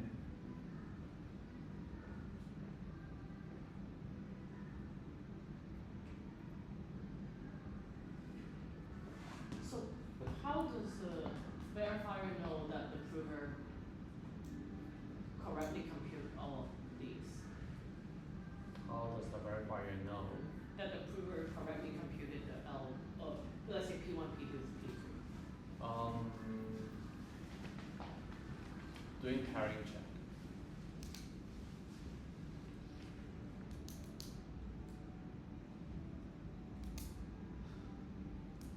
So in, Okay, so during so G of alpha and G of beta is crucial. You only need to know the trusted setup. Yeah. Everyone knows G to alpha and G to beta. I'm sorry. It's a public value. G to the alpha and G to the beta. Alright. Here, They have to, otherwise there's no check. You don't know what that's I think that answers my question also, because I thought alpha and beta are just like one value, but it's basically like key And So, no, it is one value for a particular setup. I mean, actually, when we complete the P3, there exists some terms, which is a multiplication of Yep. Alpha and beta. alpha and some tau. Ah. Yeah. Oh, because you get to you know G to the R tau and G to the alpha, and then you can do a pairing. Yeah. I'm not sure. Actually, to compute that correctly, we cannot compute that using pairing. Okay. We should give the group element. It's because of that. When the prover computes P3, during the trusted setup, we should provide values with alpha and power G to the alpha tau, G to the alpha tau square, square, G to the alpha tau tau cube. cube. Ah, Oh, I see. pretty good. Actually, And beta too, right? Yeah, and beta Yeah. too. the basic of the R1CS and QAP is pretty simple. And this is a basic formation of the graph 16 with a non-interactive, with an interactive setup. But actually, if we do a non-interactive setup, it becomes a little bit complex, a little bit more.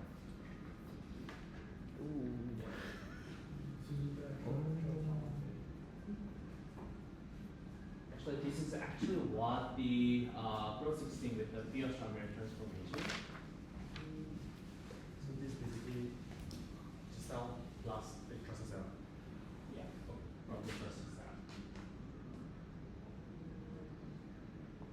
So when you think about that, actually, you should actually see this point.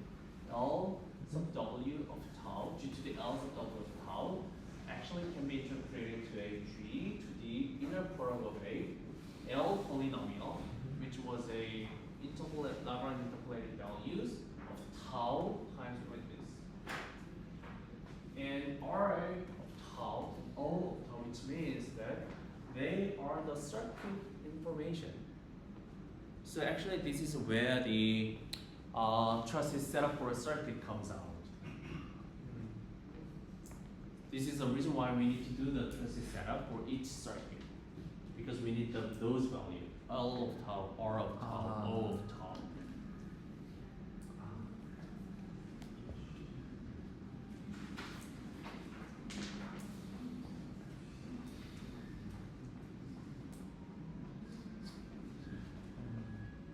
So during trusted setup, you additionally compute all this.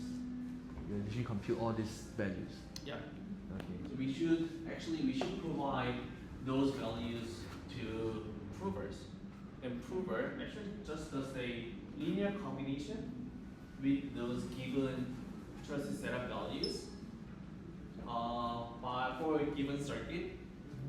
You know, it's a circuit value, circuit polynomial. And you have your own witness. You do a linear combination, inner product with those values and compute that. It'll gonna give us the first group pi 1, pi 2, which is it's an addition of the G to the alpha plus the value evaluated the tau of your left input, right input, and output polynomial. So Okay.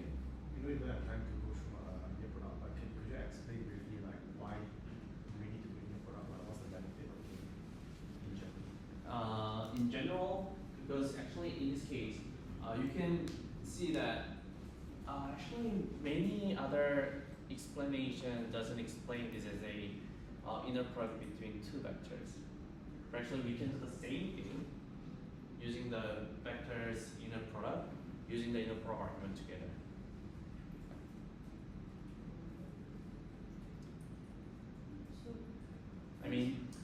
We can make this one. We are doing this using a elliptical scalar multiplications, but we can do that using inner product argument together. Also, we can make a commitment using this one, using inner product argument. Why inner product argument? Why do we want to use that? Inner product argument means that if you're having two vectors, and then the result actually equals to the satisfies the inner product between the two vectors. Yeah, and then you can share your vectors in the form of a group form too. So this is something where we can do we can achieve the same result and same goal.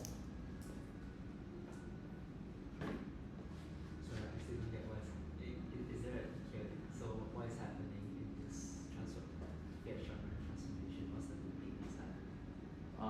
Okay. So Fiat-Shamir transformation is letting when come choose a random number anymore. Yeah. Yeah. So what is happening to do that? what is happening to do that right now. To change your No, it's just assuming that some alpha and some beta is like it's the trusted setup is generating the randomness. And this is sort of like then writing it out then what pairing is required or what group elements is required to pre-compute Yes. during that trusted setup. So so when we say phase 1 and phase 2 is trusted setup, phase 1 is essentially computing all the power of tau, right? Yeah, because tiles can be used multiple times. So and then phase 2 I know. is and then phase 2 you pick out all the ones that you need to combine them into like L tau, R tau. Actually, I should say it's not regarding to the tau. I think. Phase I 1 mean, is phase 1. It's creating the alpha and beta. Alpha and beta, and for the circuit, we are creating the we are creating the tau for the second phase.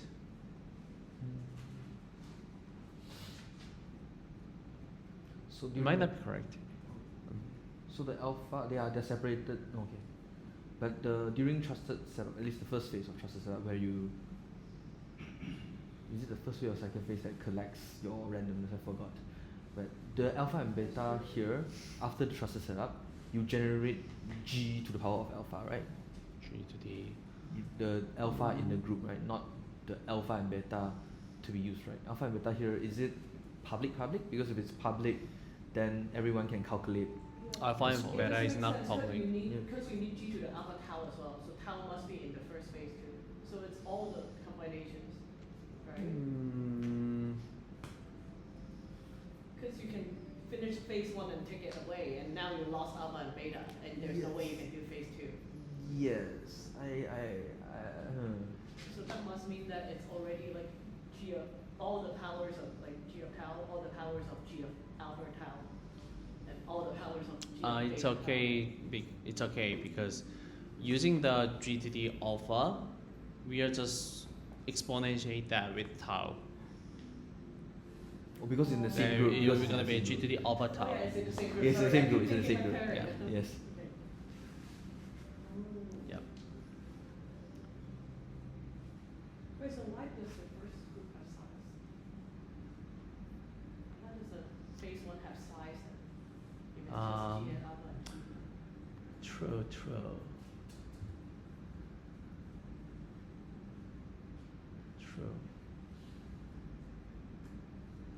Yep.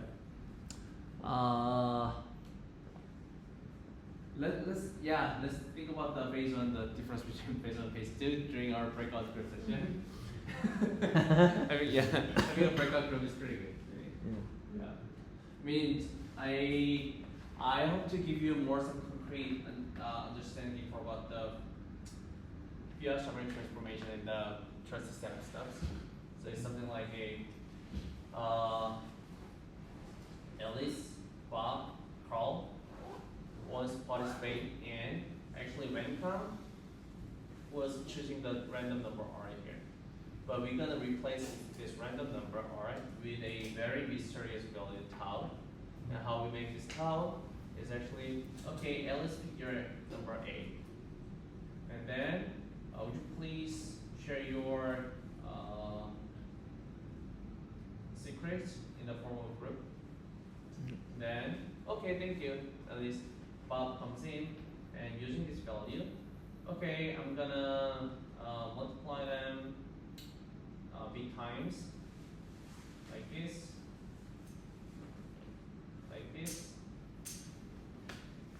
Okay, then it becomes like AB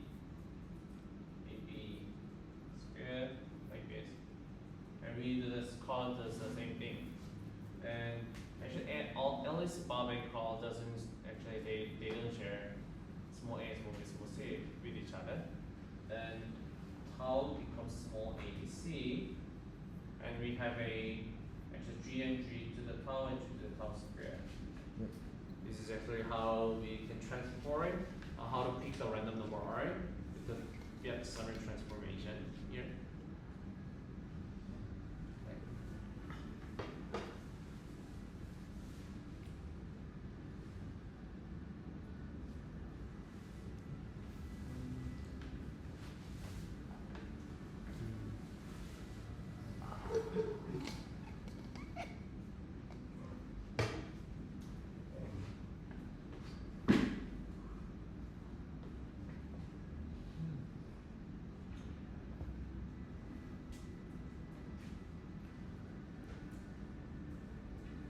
actually here's some more details, but I think it's a good time to go to the breakout group session.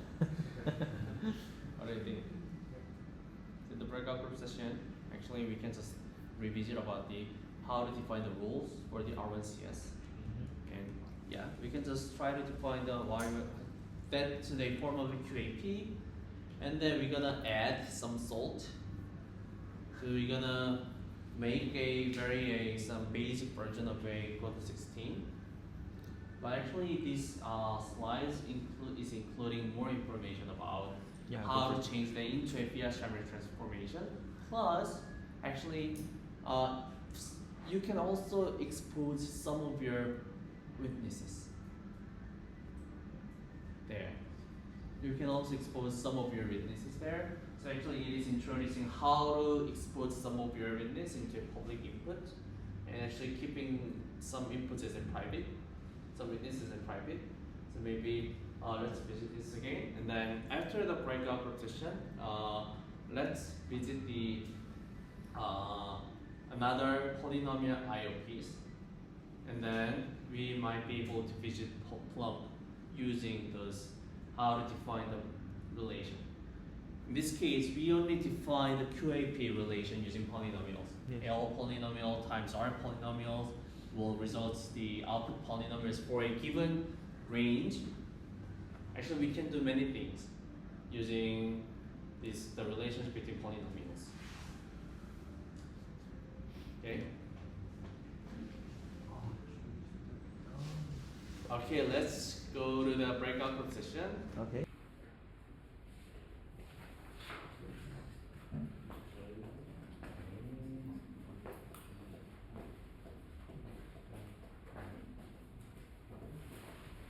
Actually, this is actually what we have done, and we can visit the zkREPL.dev site.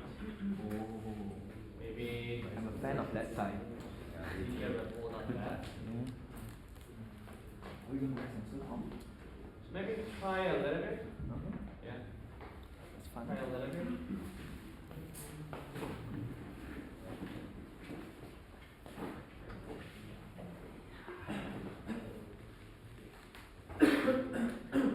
If you have computer, then let's try to go to the zkREPL.dev.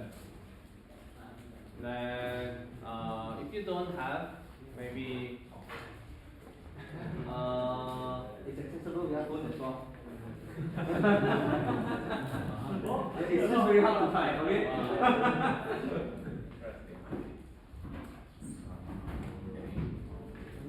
So we're gonna write a source code using the R1CS circuit that we had as an example in our session. Nice. Yeah.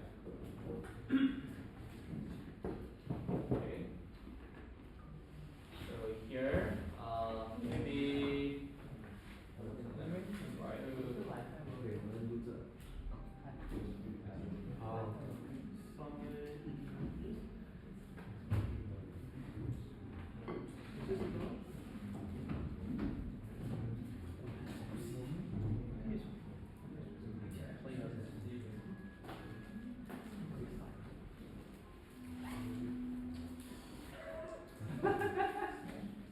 It's okay, we can always see.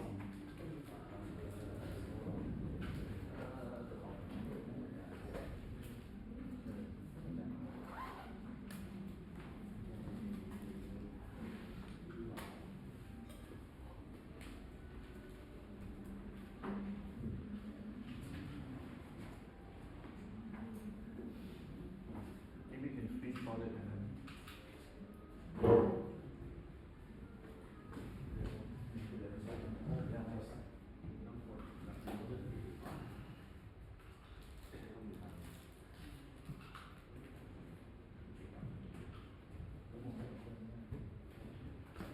Okay, great. So let's try to write a program using this circuit. So in Circum, you can think signal as means the witness. Okay. In this case, we're going to say the signal input W1 to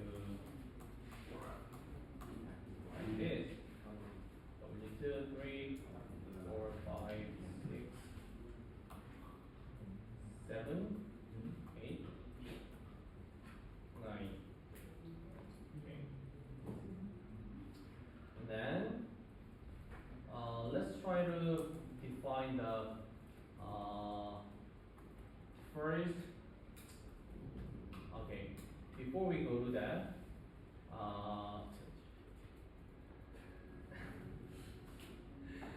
W1 is actually 1, and it's a constant.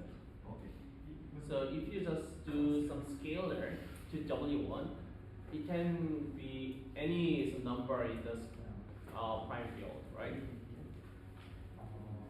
So it can be kind of a 37 or 38. So it will work as kind of a basic number system there. So we usually don't express the constant in input as a signal in circle. Okay. Yeah. So we don't need to declare the constant. And okay. W2 is here. Yep. W3, 4, 5, 6. And you can see that W7, 8, 9 are kind of some outputs of the multiplication gates. Right. So we're gonna say that okay, they are not inputs. They are kind of some intermediate values that we can compute from real inputs. So actually we are putting exactly 5 parameters. Exactly 5 parameters to this program. And W7 and W9 and W8 and W9 are something kind of a computed value during the program. But in our case, we are actually declaring that W9 as an output. In this case, output is a public, and this W7 and W8 is a kind of intermediate witness. It's computed from when you are just running the program, like this. And then we're gonna define each of multiplication gate. So the multiplication gate 1. Yeah, it's actually you can when you write this diagram, the constraint is actually expressed exactly same way in circle.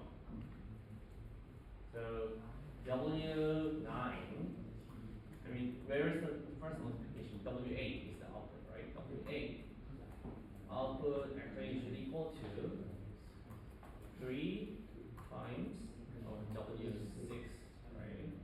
And then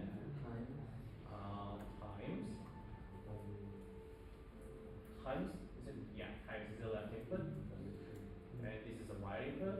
What's a linear combination of right? 3 times W3 plus 2 times W 4. yeah, perfect. 4 times the entire right side. Yeah, today, and then we're gonna add a scalar here. Perfect. We made a linear combination for the left input and right input. And let's do the same thing for the 132, module 3, module 2, actually the output is W9, and the value left input, W9. Oh yeah, it's 2, that's 2. Yeah, I saw the entry. 2 times W8, and what's the right input? Right input is dependent on W7 plus 2, right? We can do the same thing for the multiplication 3, the output is W7. As a constraint,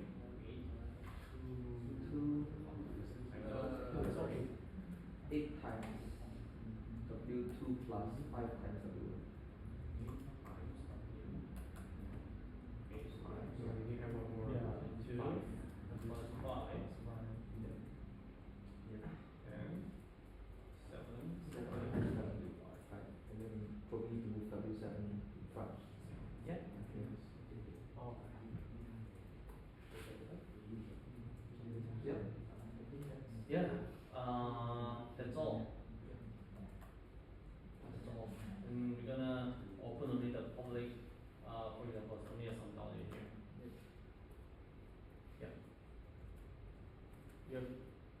we have written the circle circuit. Why is W2? Yeah, why is it W2 public? It's an arbitrary Random. counting. Oh, Yeah. right. You can remove it and Yeah. You can have no public. Oh, okay. Yeah. Because the Right, output is randomly. Okay. Does the W7 needs to be in front of W8 and W9, right? No, like in front of W9, right? Because W9 depends on the value of W7. W9.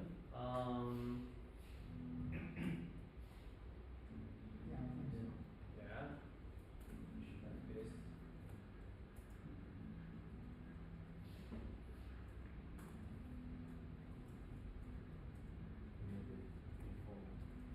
Can we do 3 terms now?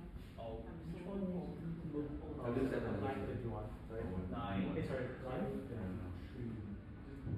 So 2 more than that. W7 before W9. Can we do 3 W7 terms? before W8. W8? Yeah, because it's not the case. 3 terms?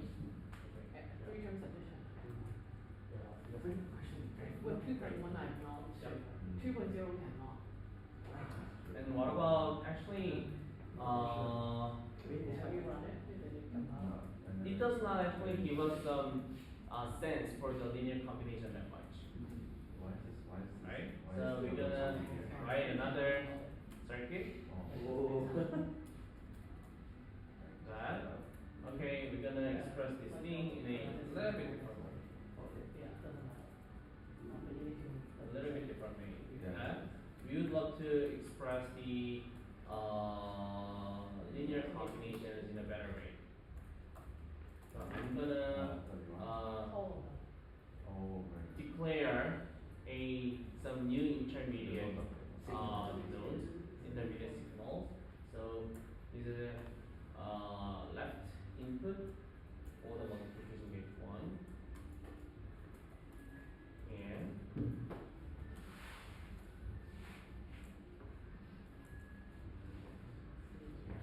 right. And what is it? Say left input and then like this. Like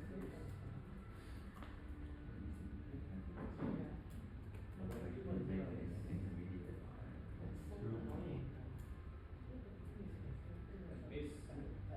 There. I'm gonna write.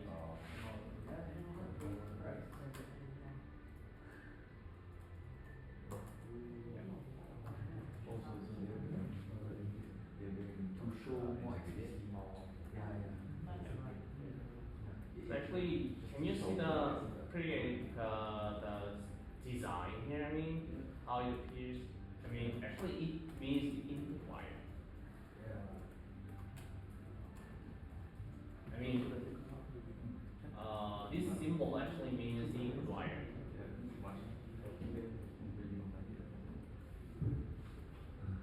So it does not introduce any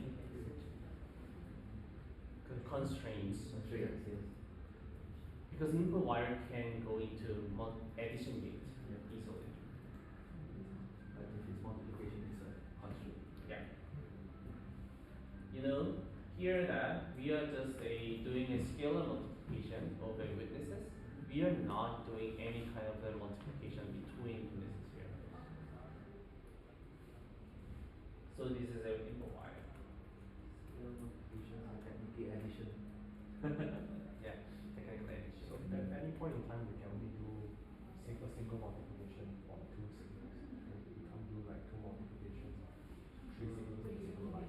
Then you need to introduce a new witness, a new constraint. Okay. Okay. Yeah. So here is we have a this constraint.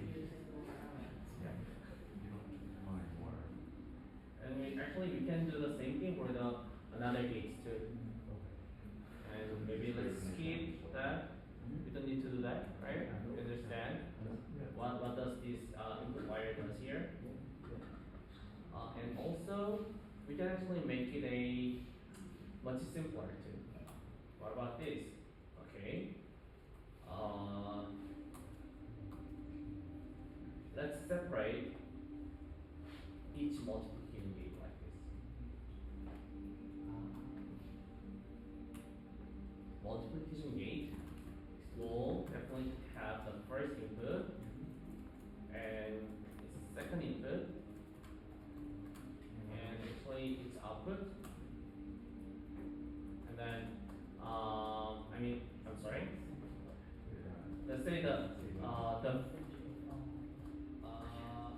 for the first multiplication gauge, actually we are using W6, W3, and W4. So we're gonna have a 3 inputs. And in this case, this is the W6. It will be a W3, and it will be a W4. And then we can make a constraint here, like 3 times W1 times 4 times 3 times into plus 2 times into. Yeah.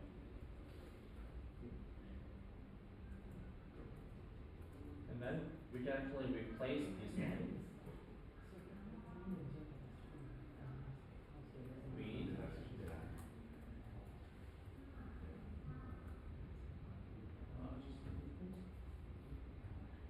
we are actually, we can define this as a component.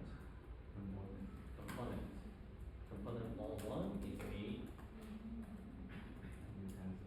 like this, it will look like this. And for its input value, we are wiring W6. And second input, we are wiring W3. We are wiring the W4. And yeah, that's all.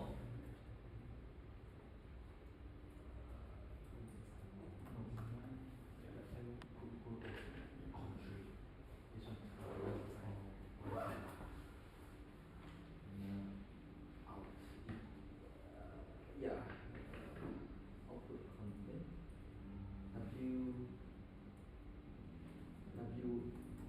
W9 is So W8 is Okay.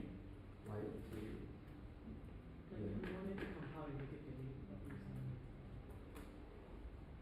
W8 then equals to out, I guess. Yeah. Yeah, we need to add that. We need to add that. We need to add all one dot out actually should equal to W should equal to W8. And actually W8 is not does not have an assigned value, so we are assigning and constraining like this. Yep. For example, actually if W8 already has an assigned value like this, for example, then actually we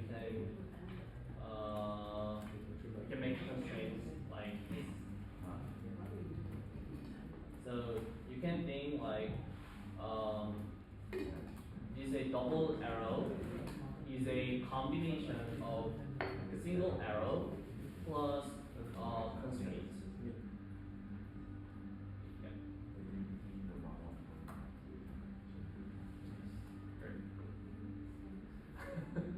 Makes it comfortable.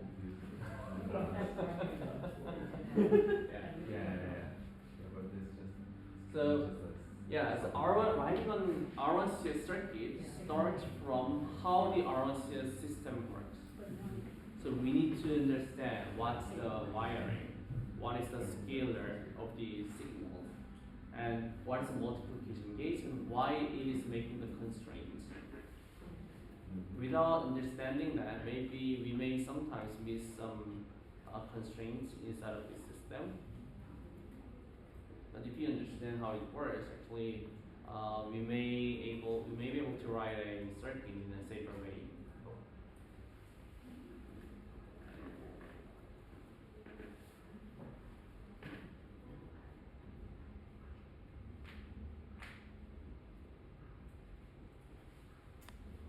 Okay.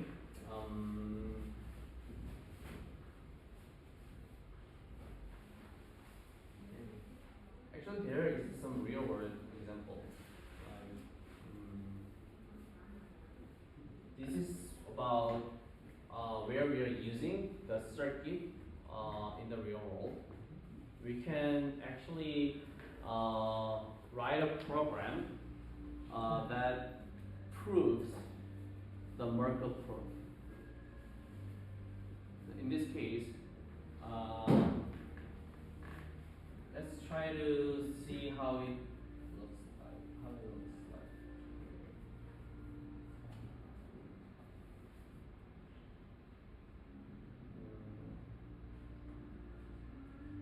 So basically, you can think like Merkle, actually parent node actually gets a two input from left and from right. So we can definitely define a component there, right? And put some value into left, put some value into right. And then we are making constraints repeatedly. And then the publicly open value is the Merkle root. So if you actually provide your Merkle proof with a leaf and its sibling values, then we can actually repeatedly compute its parent node and checking the constraints for by each layers. Then we will be able to finally prove that okay, your leaf is inside of the Merkle tree, just exposing your Merkle root without revealing the detailed leaf and the sibling data. This is actually the real world example, and we are using that in many applications to add anonymity. Okay.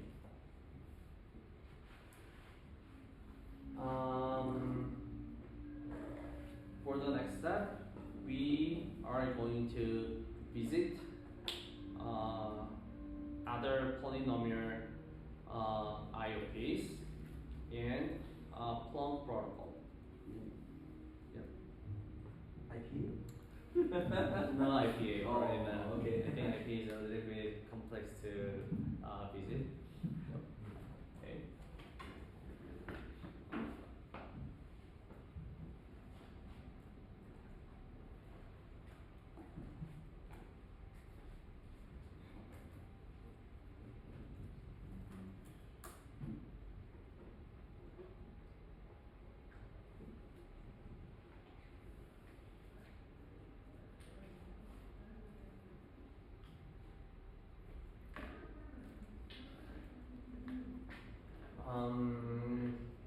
Okay, in this part, we're gonna actually cover the different types of a polynomial IOPs. What is the first polynomial IOP we have learned?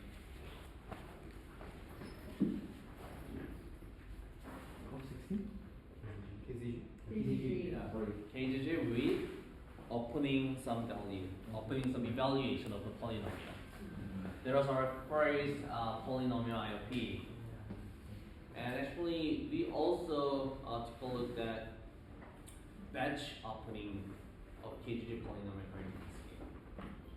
And then, after that, we visited the QAP, encoding vector values into left polynomial, right polynomial, and upper polynomial, and then checking that they satisfying the equivalence relation for a given range. It's pretty important. For the given range is really important. Because for the other values, actually it will not get evaluated to 0. L times R minus O will not get evaluated to 0 in the actual outside of the range. Okay.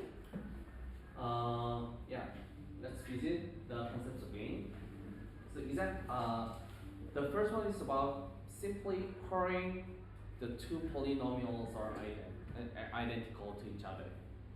We just did it pretty many times. P1 and P2, and evaluating them at a random number, alright? And then checking that the evaluations are same or not. If the evaluations are same, then we can consider the two different polynomials are actually identical. This is according the polynomial identity, and we use the public key protocol, and the soundness depends on the superscript lemma here. Okay.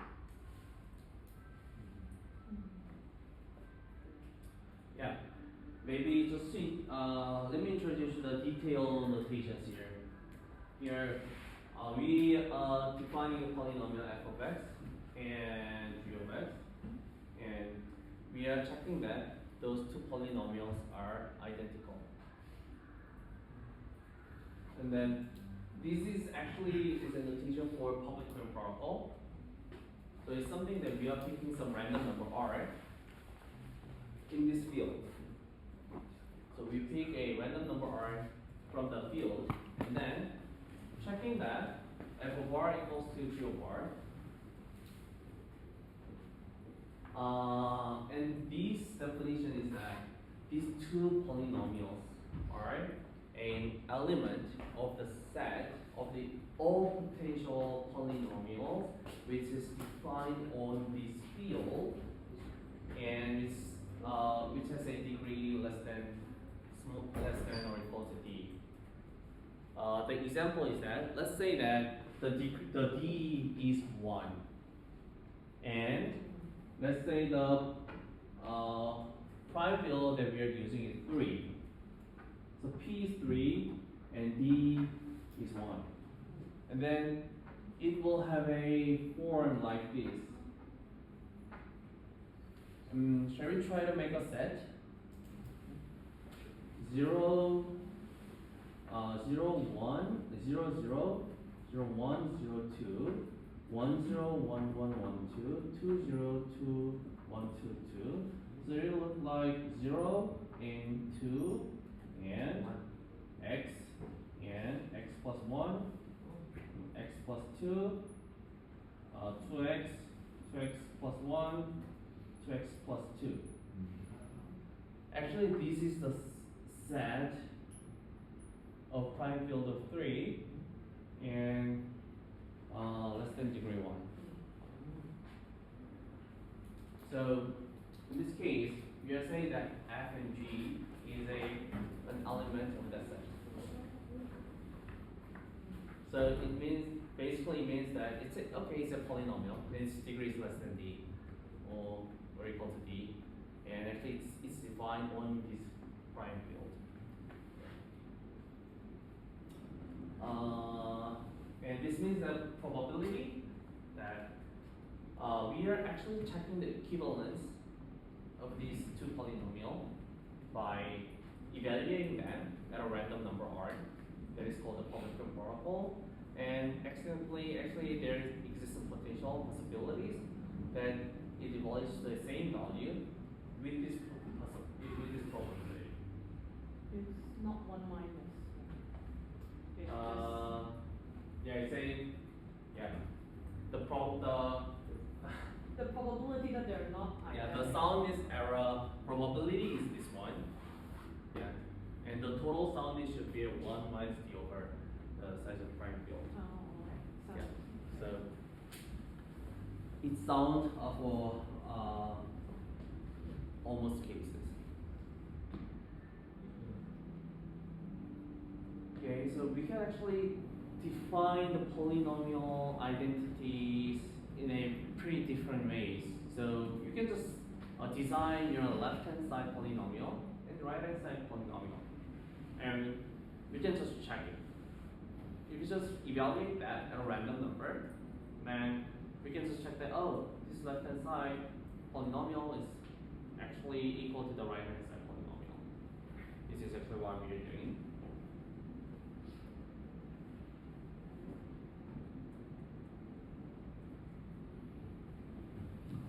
And in this case, the superscript lemma also works, and the soundness actually depends on the total degree of the left-hand side polynomial or the right-hand side polynomial.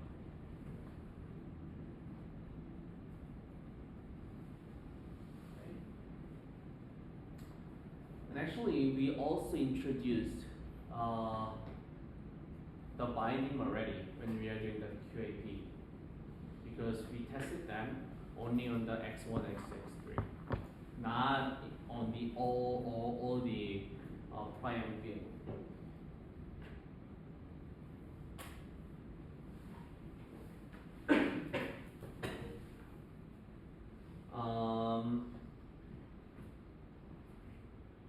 So actually, if it means that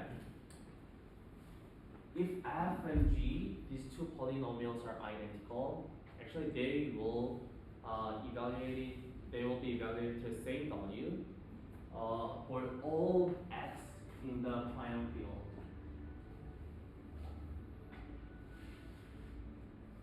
But there might be some case that, okay, f and g are actually not identical, but they will be evaluated to a same value for a given range. This is the range that we want to set. So we are saying that we are binding the range to x1, x2, x3 in this case. So f and g can be different with each other, but at least at x1, x2, and x3, yeah. Should you catch that for right now? Okay. Yeah, so for at least for x1, x2, x3, yeah. F and G, at least they are giving same value, even though they are different.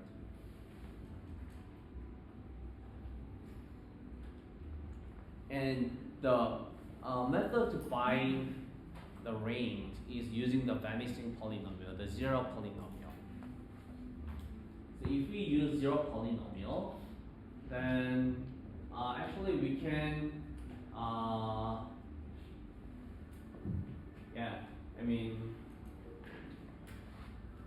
we can define some auxiliary polynomial, like f, for example, f minus g as a new polynomial, and then let them vanishes to 0 for the given range. Actually, we did it pretty many times already. Yeah. So this is how we bind the range. And then the first method that we have used is actually we already bound the range when we are doing the opening for the cache commitment, which means we try to open your polynomial at x1. So we already bound the range with x1, and after that we try to open the polynomial at multiple values x1, x2, x3. So for that, we actually bind the range by creating a zero polynomial x minus x1 times x minus x2 times x minus x3, because it will vanishes to 0 at x1, x2, x3. So we already actually bound the range with x1, x2, x3. Okay.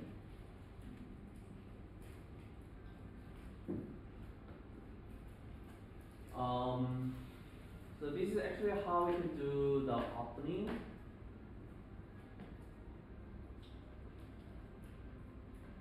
We already covered the multiple opening too. So we have seen the basic form.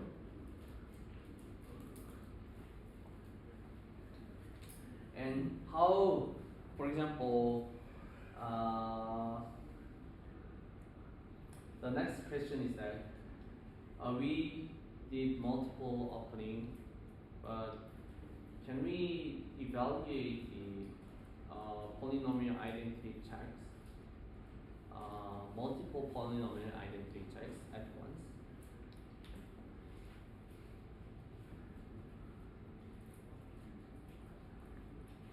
Yeah.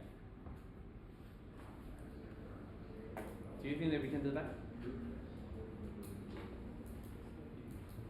Do you think that we can do that?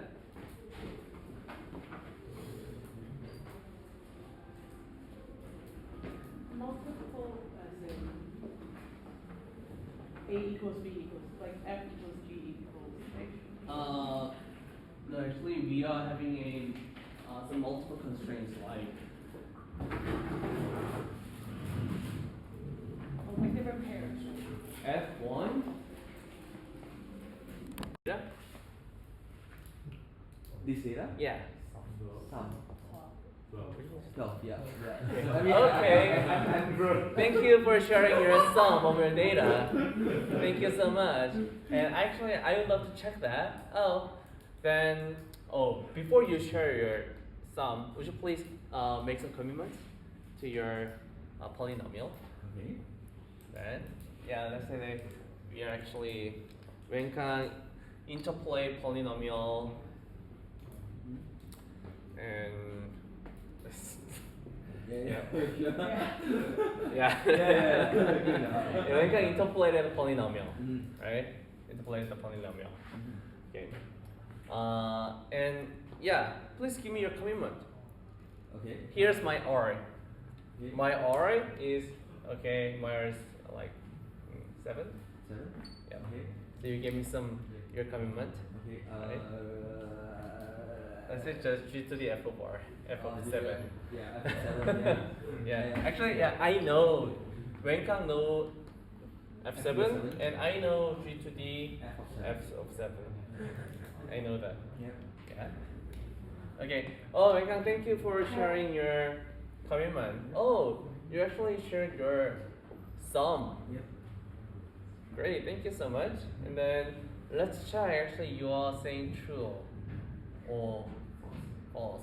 I need to give you Q7. Hmm? I need to give you Q7. Q7? No, actually, you don't need to give the Q7. Okay. Yeah, let's see how we can do that. Yeah, this is the kind of curring the grand sum.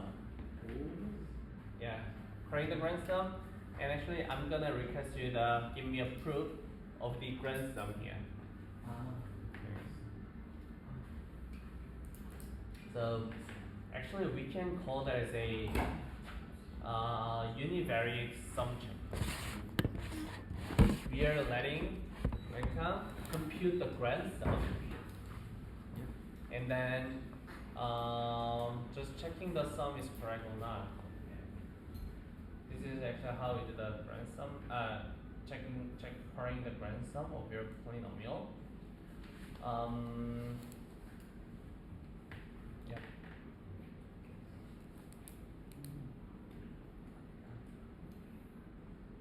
Okay. So your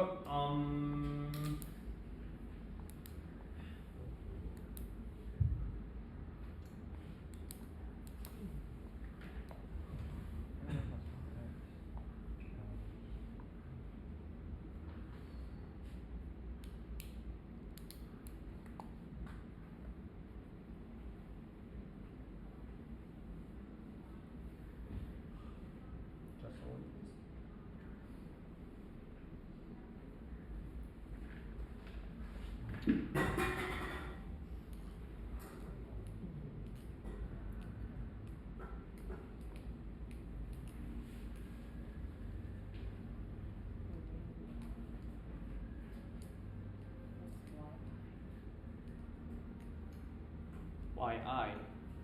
yi is the value 435 there. Oh. Yep.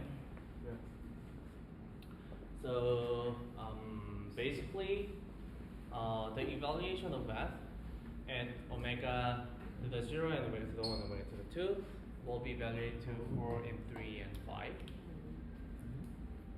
And actually, this is just a Lagrange basis interpolations and doing a linear combination with the Lagrange based polynomial with this 4, 3, 5 values.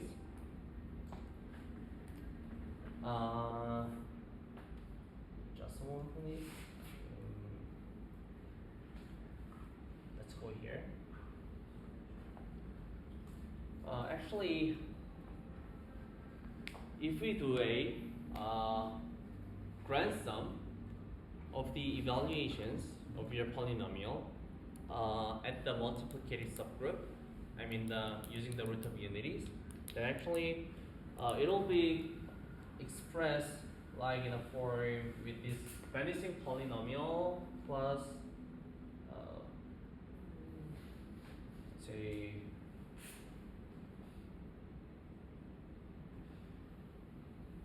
here it is, like this, the vanishing polynomial times q of x plus r of x, and actually r of x will return the Lagrangian interpolation and stuff there. And then let's try to write them all down there.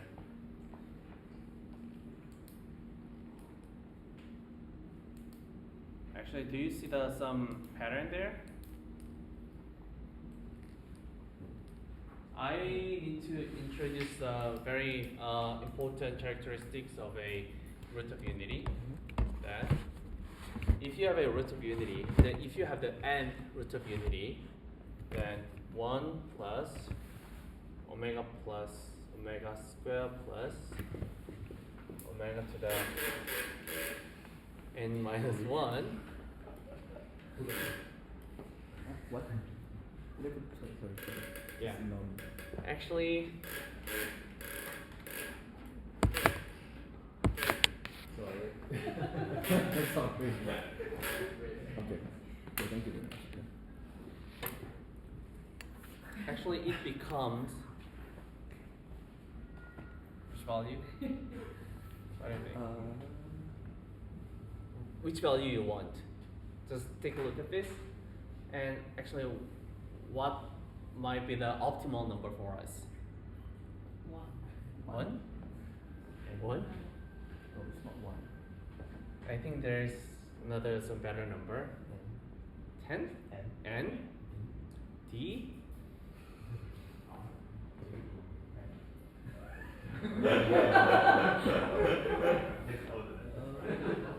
Yeah. Actually becomes 0.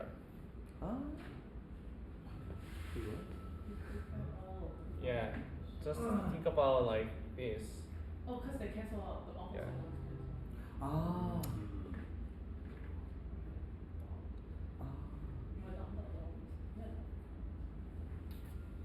I mean, Yeah, everything as well because it's yeah. yeah. Okay. What is the best way to explain this? Because omega to the n is 1, omega to the n minus 1 equals 0, and omega minus 1, omega to the n minus 1 plus, actually it'll give you omega to the n minus omega to the n minus 1, and then if we add omega to the n minus 2, it will give you omega to the n minus 1 minus omega to the n minus 2, right? So they cancel, plus 1 will give you a minus 1 equals 0, right? So this is not 0 definitely. So this is 0.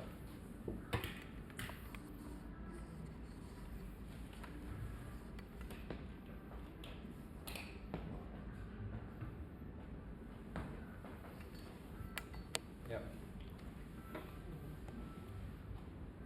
Using this fact, if we just take a look at this, actually if we just add everything here, then okay, actually we can move this out. Like we can switch the exponent together. Anyway, it's kind of a the sum of the all powers of some element of the multiplicative group, which means that it cancels to 0 every terms.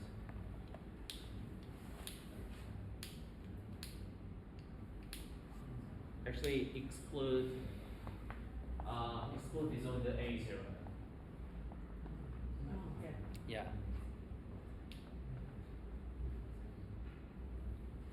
So you have D minus 1 times AC. D, sorry, because we started Yeah. with D. Right.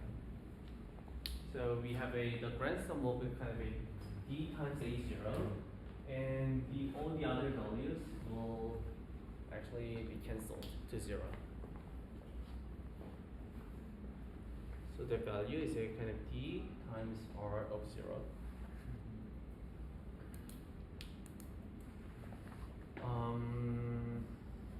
Okay, then how to evaluate actually Wenkan's argument that the sum is 12. Okay. To evaluate that, actually we do the same thing using the public key protocol. Wenkan is polynomial, and let's say actually the polynomial might be a little bit different, but actually its evaluations at the root of unities, the third root of unities, actually is 4 and 3 and 5, and sum is like 12. Then Wenkan's polynomial should be able to express in a way, f of x is a z of x for the multiplicative group, the third root of unity, and some quotient polynomial plus remainder. And this remainder actually should give us the its opening should be the s over d. Opening of this remainder polynomial should be actually s over d. If that okay, Wenkan is saying true.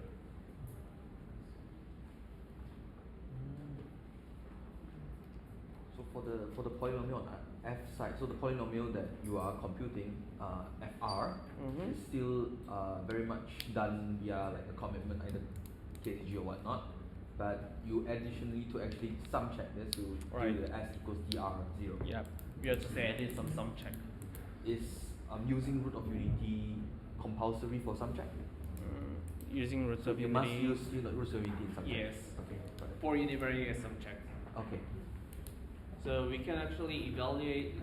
I mean, sum check, univariate sum check is that I am letting you evaluate polynomial using root of unities and summing up all the evaluation values, and then actually this is the value that you gave me. Yes. And then I'm checking that you are saying true or not by opening your remainder polynomial there at 0. I see. You know it's 0 because after going through the entire thing, it all cancels out Yes. except for 0. You're gonna give me. Actually, you already gave me the f of r. Yep. But actually, this is something that I know. You should give me the q of r. You should give me the r of r. Yeah. And also, you should give me your opening proof too.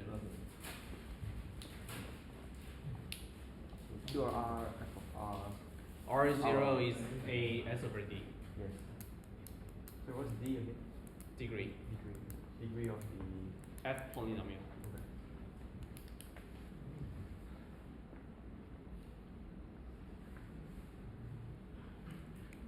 How do you get the Z H of R in this case? Or the verifier, does the verifier compute Z H of R? The I ver- actually publicly shared root to infinity multiplication of group. Oh yeah, because Yeah. it's, yeah.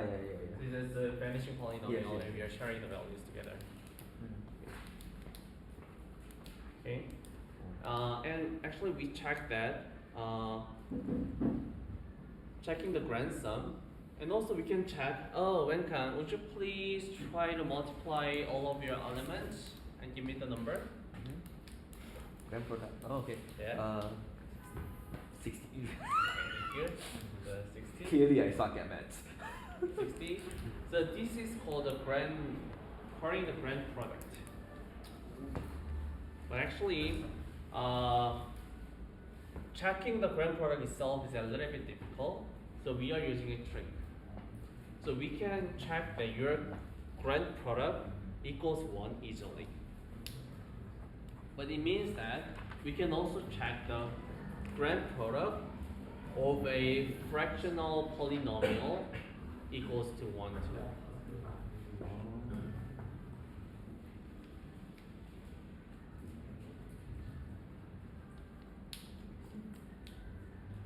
This also uses the roots of unity as well, I think. Yeah, it also uses the root of unity.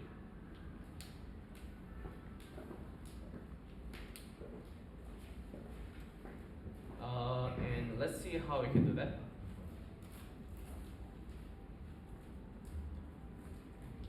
So we are doing the product check on the multiplicative subgroup. So we have a root of unity where the omega to the k equals to 1. And then we want to check that all the product of the evaluations at the multiplicative subgroup becomes to 1.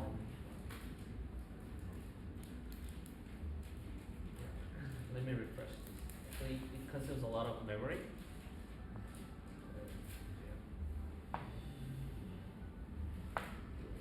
Okay, so the method to make it sure that the product equals to 1 is that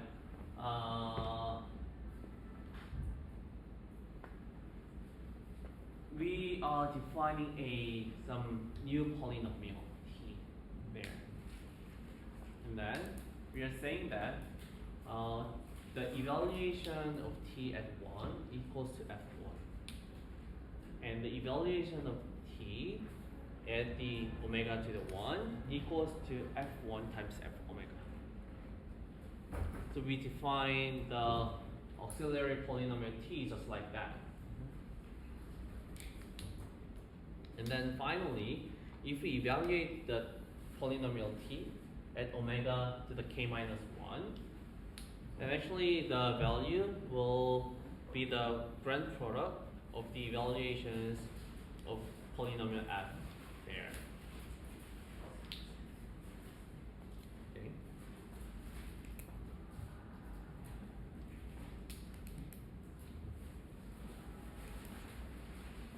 And then, actually, if that holds true, we're gonna see that the evaluation of t at the omega to the I over evaluation of t at the omega to the I minus 1 will be equal to the f of omega to the I.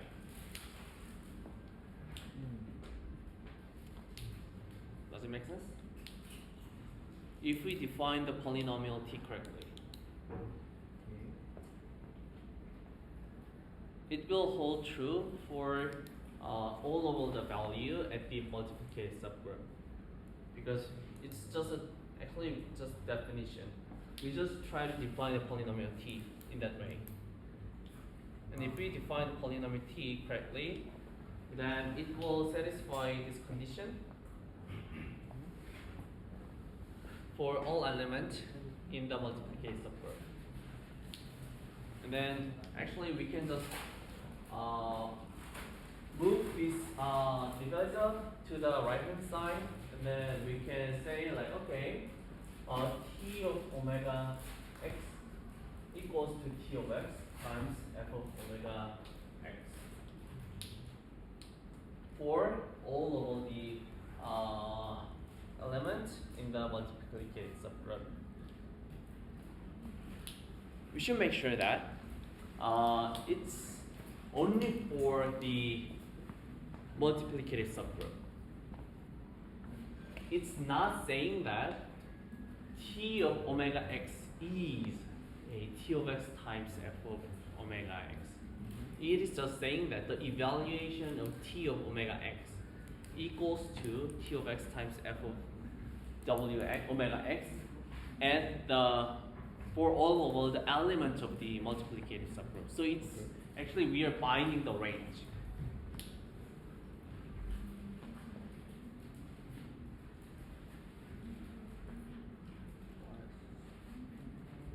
So actually if this holds true, then actually it says that the t of omega to the k minus 1 is actually the grand product of the f for the root of unities. So we can actually compute the grand product using that.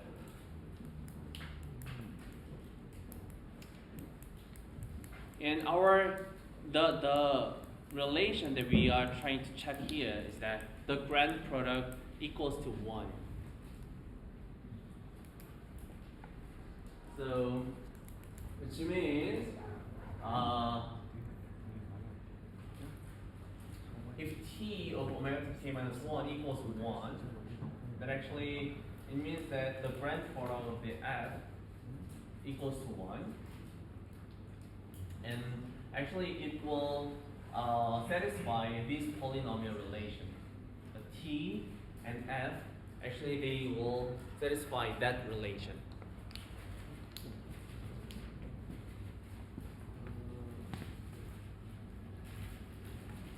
Does it make sense? I don't quite get how. Okay, so we see that TWI divided by TWI minus 1 is equal to FWI, right? And that's because because basically if you divide them, you get you get TWI.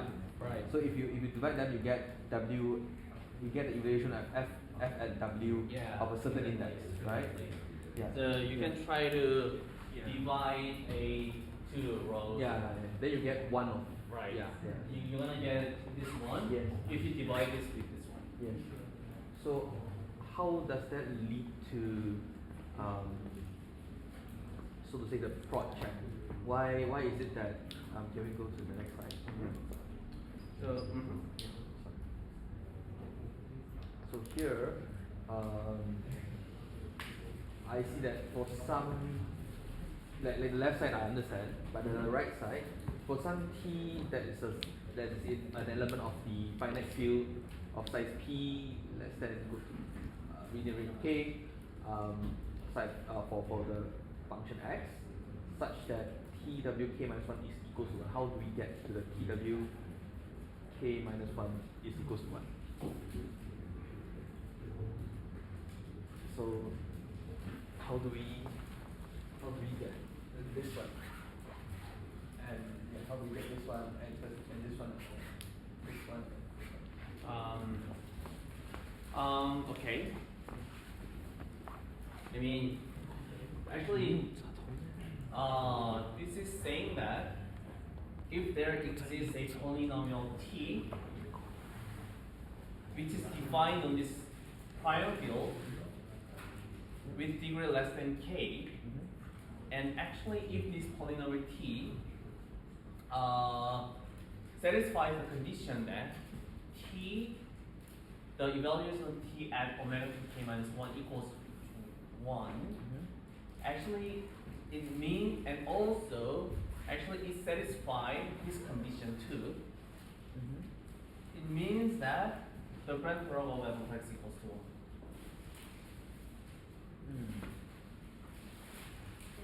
So we need to actually there should exist this polynomial t inside the field. Yeah, such that the evaluation of this t at the omega to k minus 1 equals to 1, and also which satisfies this condition too for all of the elements over the multiplication subgroup.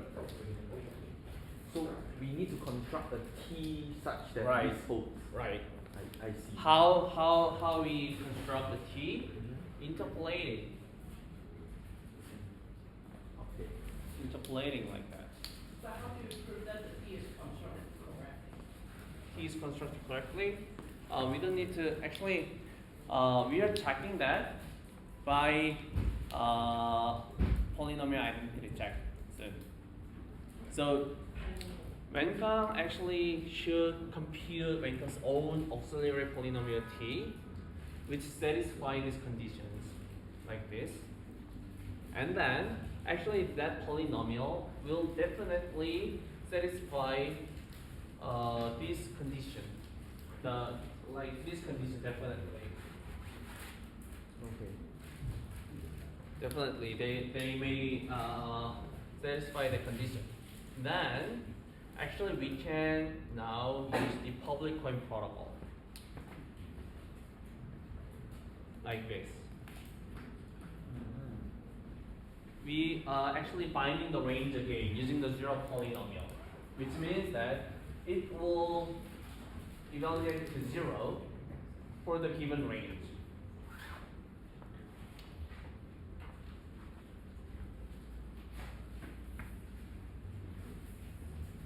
So if Wanka gives me the polynomial, gives me the proof, the quotient polynomial to me, and also gives me the proof that your polynomial t evaluates to 1 at omega to the k minus 1, then actually, oh, your polynomial f, the grand product of your polynomial f is actually 1. So, okay, so t is interpolated from f as well, right? Yeah, the product Of f. Evaluation of f. Yeah, of at all. the domain it is. Okay. Yep. So you should actually compute some new intermediate polynomial t. From that, and then using that, you get the calculation of twx Right. minus tx times this, and then in that specific interpolation, you get the property of twk minus 1 is going to be equals to what? Yeah. Sorry, remind me what k is again? K. Yeah. K is the number of the multiplicative group. The number of the or the size. Yeah. Oh. The size of the multiplicative group. Yeah.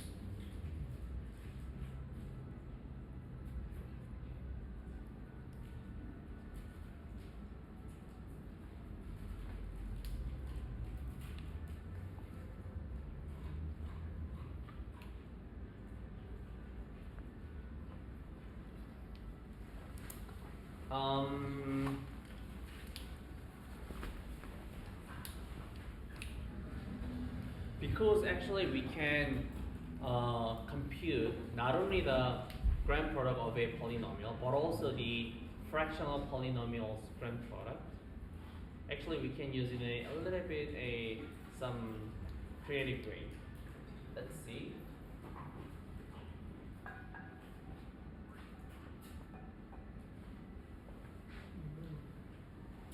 Which means that if we can check the grand product of a fractional polynomial, that means the grand product of a polynomial A and grand product of polynomial B, we can check if they equal to each other.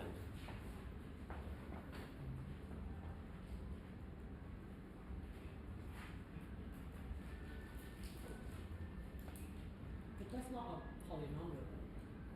polynomial. Fractional polynomial? So fractional polynomial also works on the.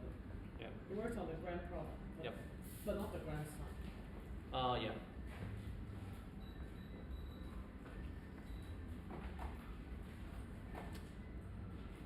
And checking the evaluating that relation is actually not that different with what we have done for the checking the grand product of a f of x.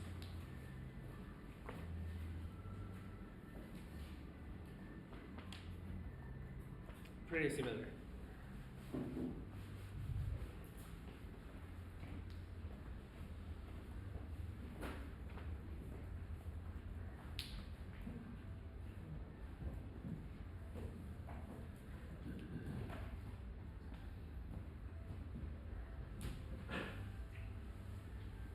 And actually, what do you think that the reason why we are doing this, checking the grand product?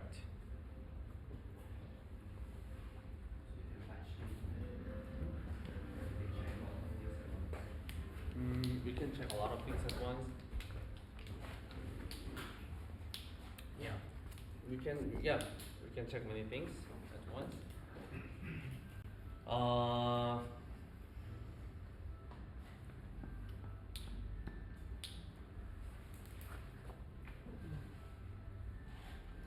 Yeah. Let's say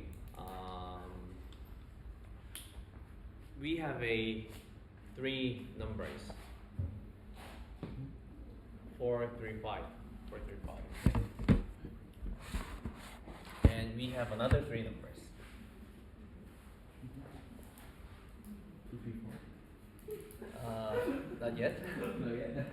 And actually, interestingly, the grand product of these numbers and these numbers are the same. Then what do you expect? do you expect? They should be the same. Pretty similar. Not Yeah, maybe the same we may have a problem. 2, 3, 10. Huh? 2, 3, 10, but the gram product is the same. But actually, we are expecting a pretty similar thing, right? Like 5, 3, 4, etc. Yeah. Right. So you get another value. Yeah, how do you differentiate? I guess. In this case. How do you differentiate between that two cases? In this case. So actually, this is a permutation of this. Yes. But actually, 4, 3, 10 is not a permutation of this. I mean, 2, 3, 10 is not a permutation of this. But actually, they are showing us the same grand product. Then maybe if we tweak this checking the grand product a little bit, then we might be able to check these two vectors are permutations of each other. Can do random. Yeah, Random exactly. power, right? And degree. Do you need degree or is it just random? What about like just adding a random number for each element and then do a product? Then maybe we can check the permutation. You would decrease the chances, I suppose. Versus chances. Because there's still possibility even after adding a random value that will result in like the same value, right? But it's a lot harder, is it? That's why this works. If Or it's a random number, it's hard. If it's a fixed number, you can trick it, yes.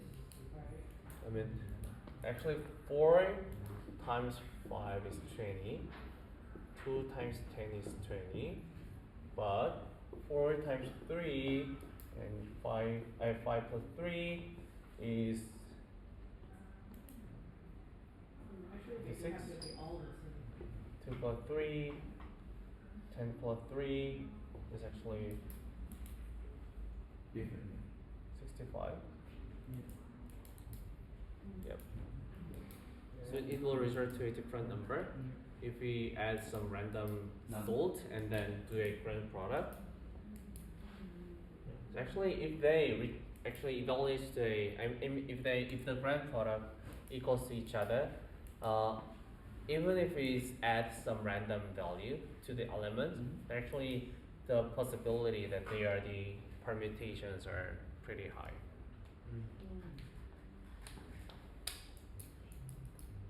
Yeah. This reduces the chances of the prover attempting to trick because of the random number, but it doesn't reduce the chances of it actually colliding, right?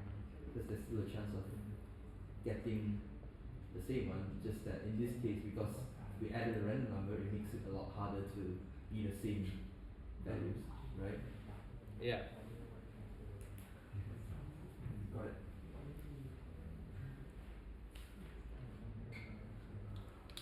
Okay, then let's see the reason why we are doing this grand permutation check. Actually, we can, this is how we can check the grand permutation.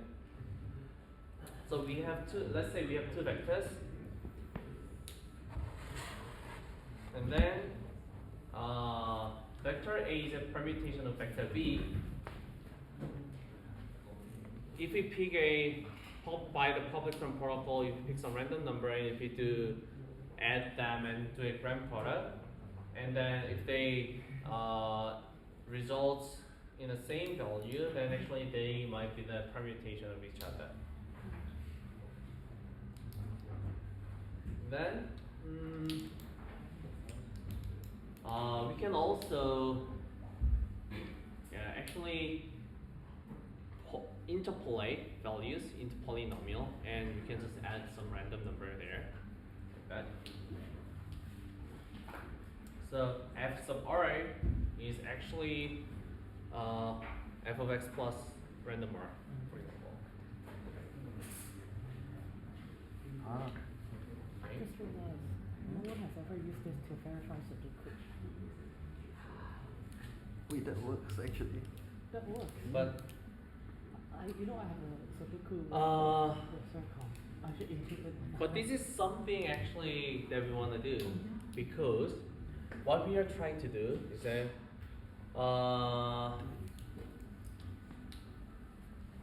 let's introduce Plum first. Okay.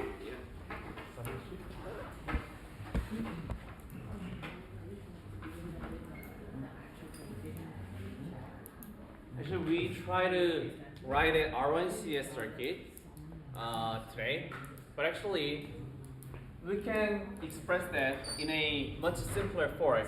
L, R, O. Maybe there might be some polynomial. And then, okay, let's say we have some witnesses like this: W1, W2, W3, W4, W5, W6, W7, W8, W9, like this. Then you're just saying that, okay,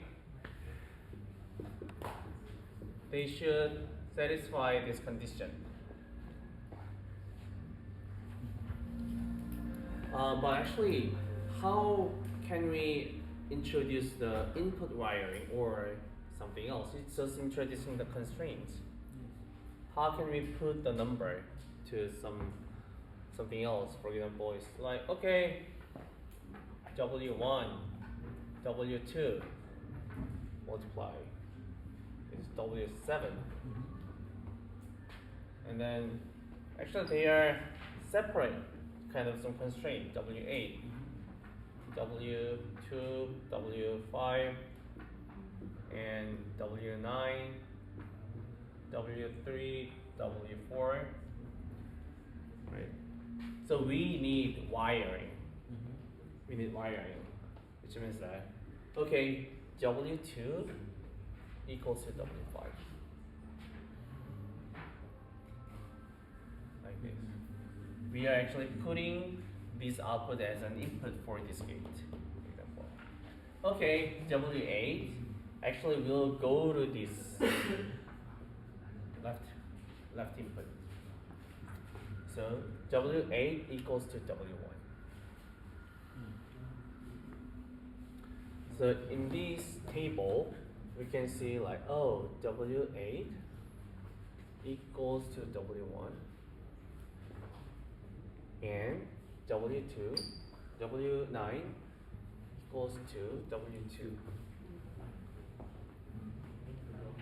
Actually, this is the wiring in the Plonk, and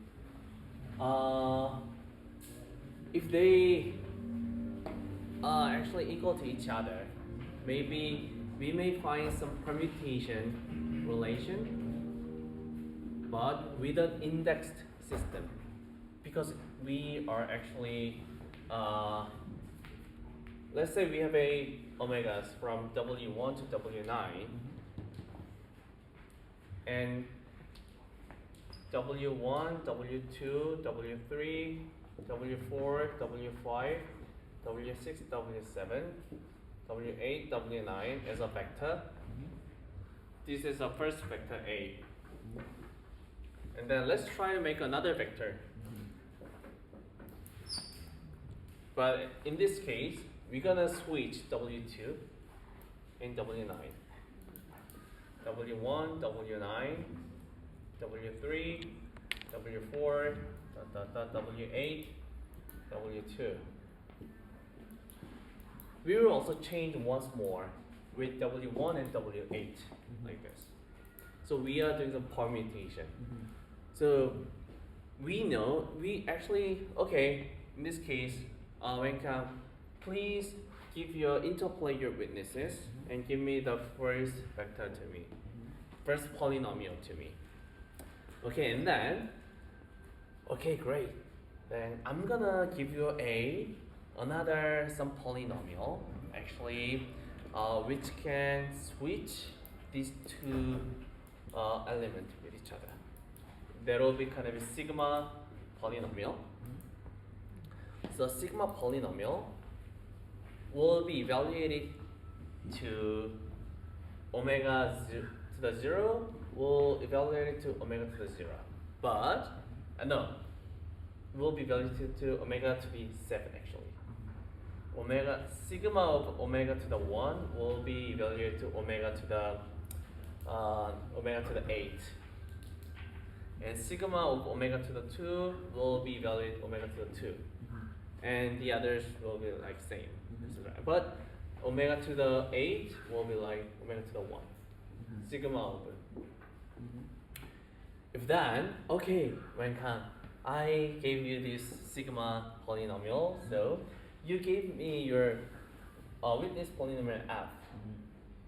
And then let's try to make some composite function using sigma, like that. Let's say this is another f prime.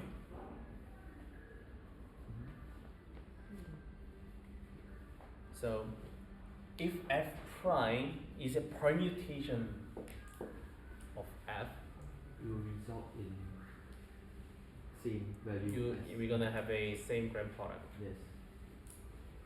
So copy constraint, how is this called? This is a copy constraint.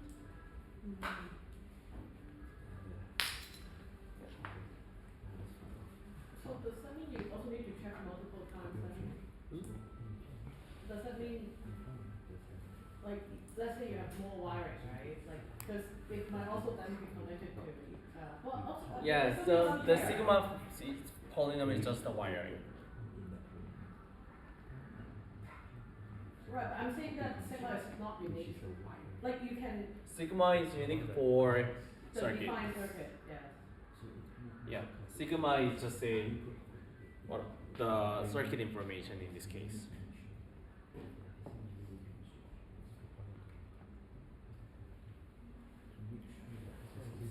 It's the same thing.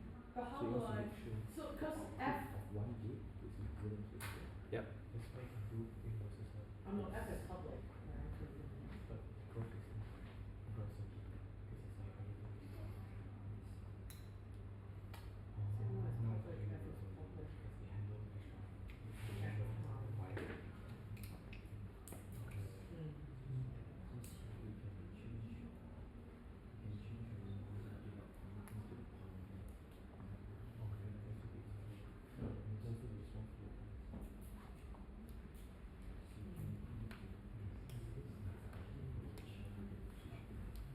Yeah.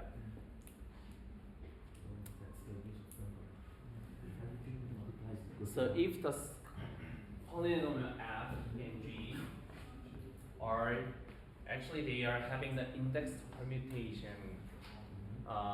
relation, then and the index permutation relation is defined in this sigma function. Then we can do some random linear combinations. Basically, we are adding random r to make it the permutation is exactly the same. But actually, we would love to make sure the index too. So actually, the sigma function, sigma polynomial, represents the indexing. So we pick another new random s, and then for the left hand side, we're gonna add s times x, and right hand side we're gonna add s times sigma of x.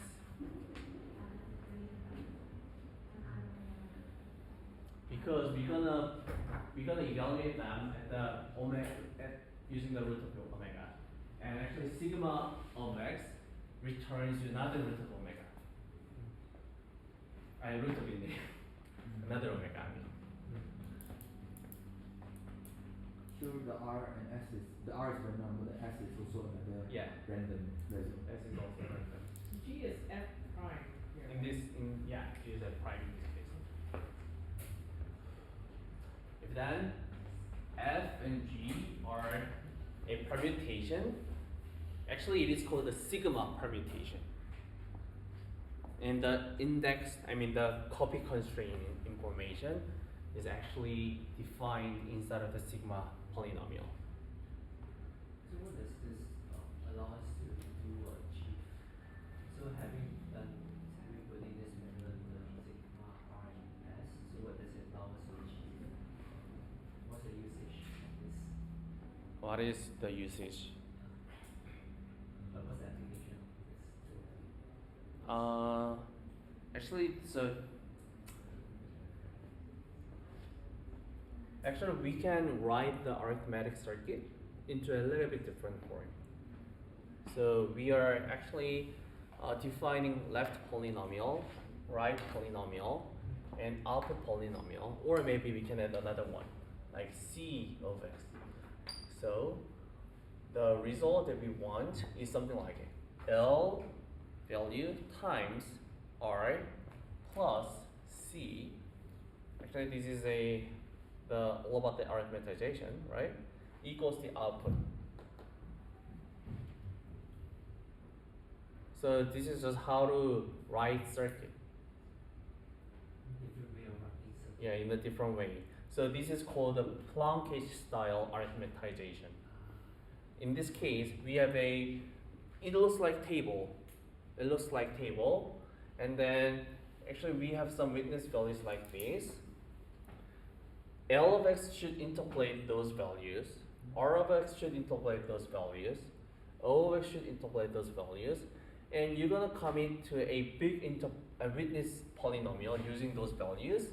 And then we're gonna check the permutation to see the wiring is actually connected to other gates. Correctly. Yeah, correctly. Yep. So then you cannot have multiple wires from the same signal. So in other words, you cannot represent an L1CS. Mm-hmm. Well, you cannot represent any L1CS with. We can do that. Why? Actually, we can connect these two things. Then the sigma is not a permutation. Still a permutation. W4 equals to W8 equals to W1. But don't you have to permute 2 times to check that then? Permute 2 times. Okay, I know what you're saying. Right, like, because you need to switch 1 and 8. Yeah. And then you need to switch 4 and 8. I think you're correct. Yep. So you need to check. Maybe, but actually we can resolve that in a different way. Because we are just using the same value, so maybe we can try to define a little bit differently. Or, yeah, either expand the table. Yeah.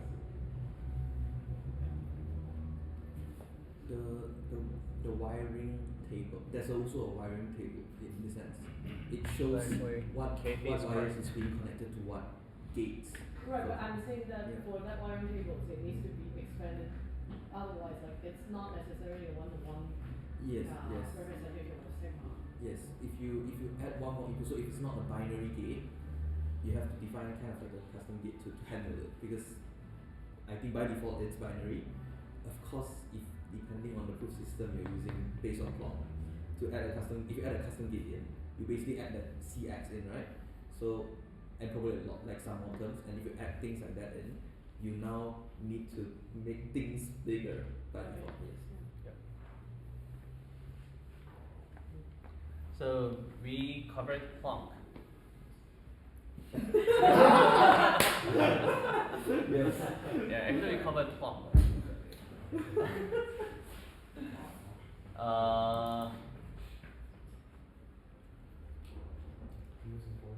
Yeah, actually, Actually, product is the most important platform. here's a more detailed explanations of the Plonkish arithmetization. So in Plonk, we have gate node, and we can actually define what the gate looks like. And then this equation is about how we define the relationship of the input and fan in and between the fan in and fan out.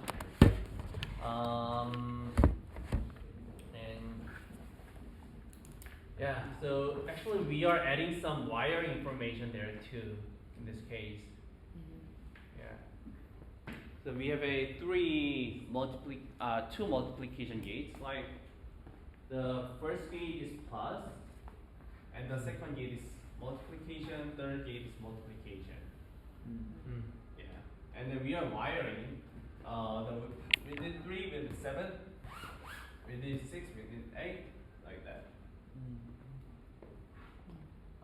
So let's say the T of x is the interpolation of your witnesses. Then, yeah, let's say we also have this kind of a input values too. The input 1, input 2, input 3, input 4. Actually, I am noting this input 3 and input 4, maybe or input 1 or input 2 as a public value here. In this, actually input 1 and 2 are the public value. I think so. No, yeah. Yeah, all the inputs are public values here. Okay.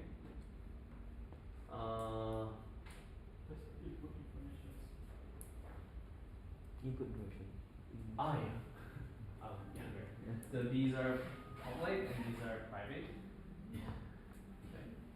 In this case, because in graph 16, multiplication is constraints, right? It Right. represent constraints. So in Plonk, does the addition... Gate itself is a constraint. Okay, got it.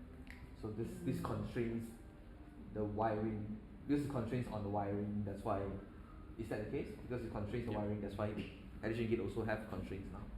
Yep. Oh. But actually, so we need a selector Yeah. to use which constraint. Is it an addition constraint or a multiplication constraint? I see. Yeah. So we need a selector polynomial to select it's a addition gate or a multiplication gate. And the left side is about the wiring information.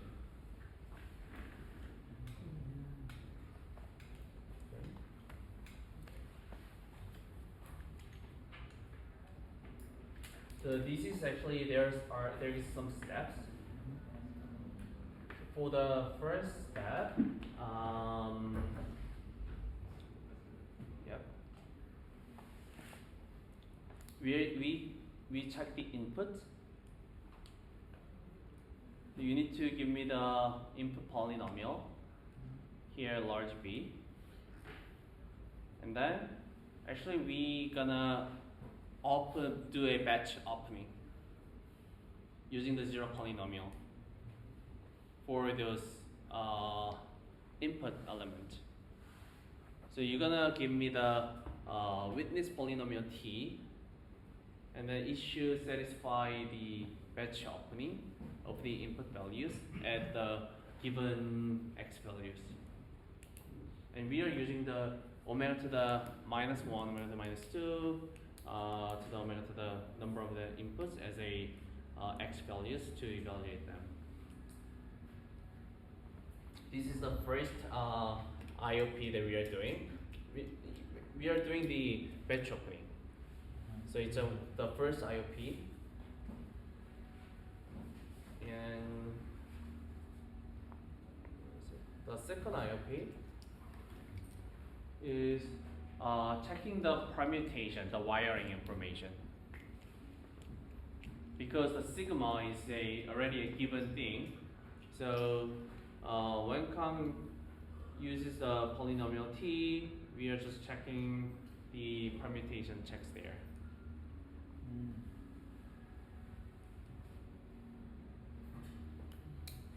If Kang's polynomial T satisfies this permutation check, that actually it means that the element of the vector actually they are permutations of something. So the wiring is correct.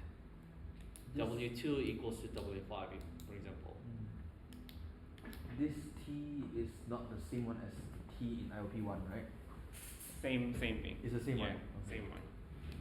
And sigma is a given value, given polynomial. And then for the next step, we're gonna do a gate check.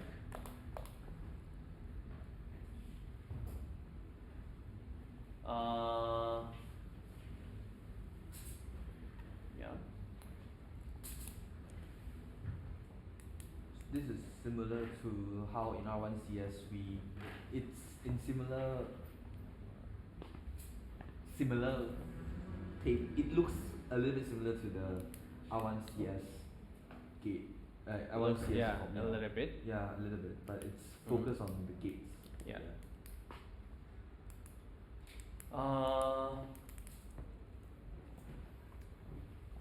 Okay, in Plum, actually, you can see like L polynomial, R polynomial, and O polynomial. Actually, we can actually divide the witnesses into like 3 different groups. So we are using a scalar 3 there. Omega to the 3i actually gives you the, okay, this is a left polynomial, and if you do a 3i plus 1 becomes a right polynomial, and if you do a omega to 3i plus 2, and actually it says the output polynomial. Rather than actually explicitly saying these left and right and output polynomial, we can just check the left, right, and output using the root of unity is the 3 times plus 0 or 1 or 2. So the first one actually it says, oh, it's an addition gate, and the second means, oh, it's a multiplication gate, like that. And the result definitely should be the output. So the S here is the selector polynomial. Right. So because the S gives you 1, then actually it says, oh, this is the addition gate. And actually if the S returns 0, then it will cancel the addition terms, but actually it gives us only the multiplication term. So it becomes a multiplication gate. Yep. So we have so here like in Plonk there's quite a lot of polynomials. So we have the selector polynomials, the permutation Sigma the index polynomial, polynomials, yeah, Yeah. sigma. And then we have witness polynomial T. witness polynomials, and also does the circuit polynomials separate into the wiring and the gates, or is it just one? Wiring is the selector and the circuit information consists of a selector and wiring. I see. And selector polynomial here is S, and wiring information is included in the sigma polynomial. Okay. So we only have these 3. So selector, wiring, and Witness polynomial. witness polynomials. Okay. Right. Yeah. And then finally, actually we are doing the output check.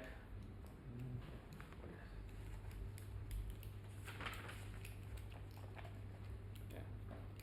We already checked the gates, we checked the inputs, we checked the wiring, and we are checking the final outputs there.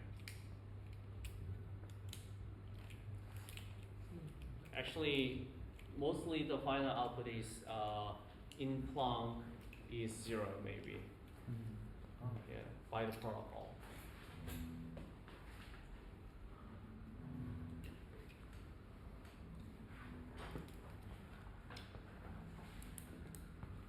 Is the output check a special check, or it's just proving it's 0?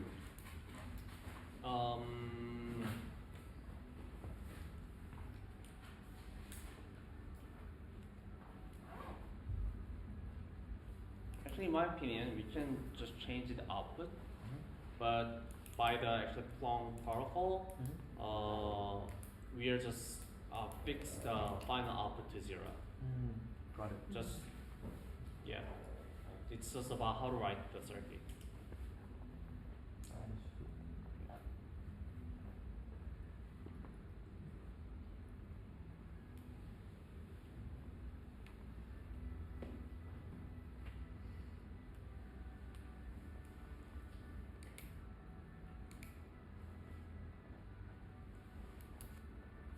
So is there a need for interactive pairing, or We are doing that in a non-interactive way using pairings. Yep. because all of these say polynomial relationship checking, the polynomial IOPs can be done in a way, in a non-interactive way by Fiat-Summary transformation.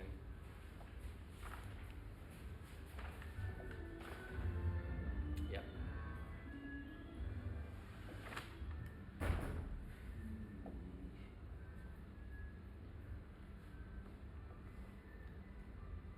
Because in IOP one, it's a pairing check. That one I can see. In IOP two, which is the permutation, do you still also need to do a pairing check for the product check? Actually, we can check all of these relations at once because we already covered the batch evaluations by the random linear combinations. I see. Oh, I see. So we have 4 IOP checks, and we are just doing the random linear combination of these 4 checks and doing once. So we are doing only one pairing check. That's the reason why we are doing the batch evaluation. I see. Just checking multiple polynomial identities together. Because the pairing check is so expensive, so we need to minimize the number of pairing checks. And compared to Graph 16, the existence of this permutation check in Plonk is the one that allows it to have universal setup. Is that Yeah, actually, as you see in this Plonk, actually we are not having any kind of some Peterson commitment styles thing, which is related to the circuit. So because of it is not related to the trust setup is does not depend on the circuit. Okay. Oh, okay. So it's not really caused by the addition of permutation check. Yep.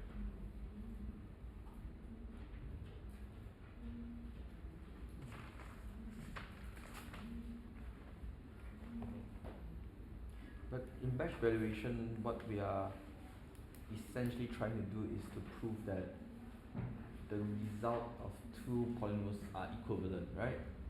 So here in Plonk, if we do that, what is the other side of the things that we are comparing it to? So on one, is it the proof? Oh yeah, because you are comparing actually, the same thing of fx minus y, is it? You are actually continuously sharing me the group element. Okay. So you are sharing your commitment for your witness T of tau, and actually we know what the Z of tau is here, and you need to share me the Q of tau for the opening for your inputs. Got it. So the batch evaluation here is applied on what we learned in KZG, wait a moment. Batch evaluation. Yeah, the evaluation of fx minus rx equals to zx qx, right? It's just that in our case we are batch evaluating we are using batch evaluation on both sides. Yes, definitely. Okay, got it. So batch evaluation is something like this. We have a polynomial plus b equals c, d plus e equals f, and actually we can evaluate them at once by doing a random linear combination. So I know what it is, and then using this random number, let's do that. Let's evaluate them at once. Then we can do the pairing check only once. Just this two. So that's why you can, for Plonk, you can also choose to have a Y table with less rows, and how does that relate to how many polynomials you have? I guess you can have a Y table with more columns, right, on less row. Or you can also just arithmetize it as a table that has many rows and less columns. I think in this case, because each table, there are 2 tables, right? The wiring one and the gate one. the gate tables and the wiring table. So both of them undergo different calculations and result in different polynomials. It result in different polynomials. One is the selector polynomial, and another is the wiring or the sigma polynomial. So they are calculated differently to make sure the constraints are met.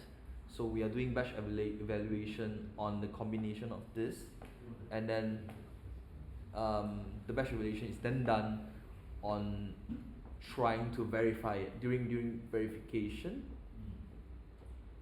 when you want to check both sides. Similar in KZG at least. But I'm trying to figure out how. I mean, you can take a random linear combination, but I'm trying to figure out what will be the QX, what will be the ZX in this case. But it's also a polynomial, so technically we can just separate them into parts by giving it R, I think. Yeah.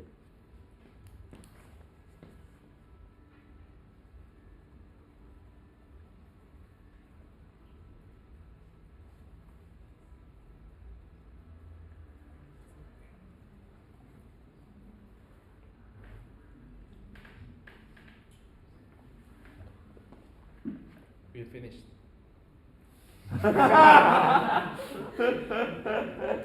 We're finished. Yeah. Yeah. Yes, we are finished. I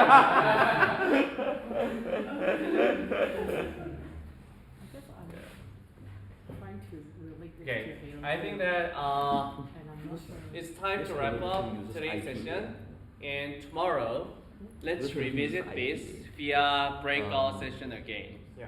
So we're gonna try to understand how the permutation check works, from the how the grant understand how the grant product check works, and then we're gonna try to understand the Plum protocol, and then we're gonna move on to the sum check protocol tomorrow.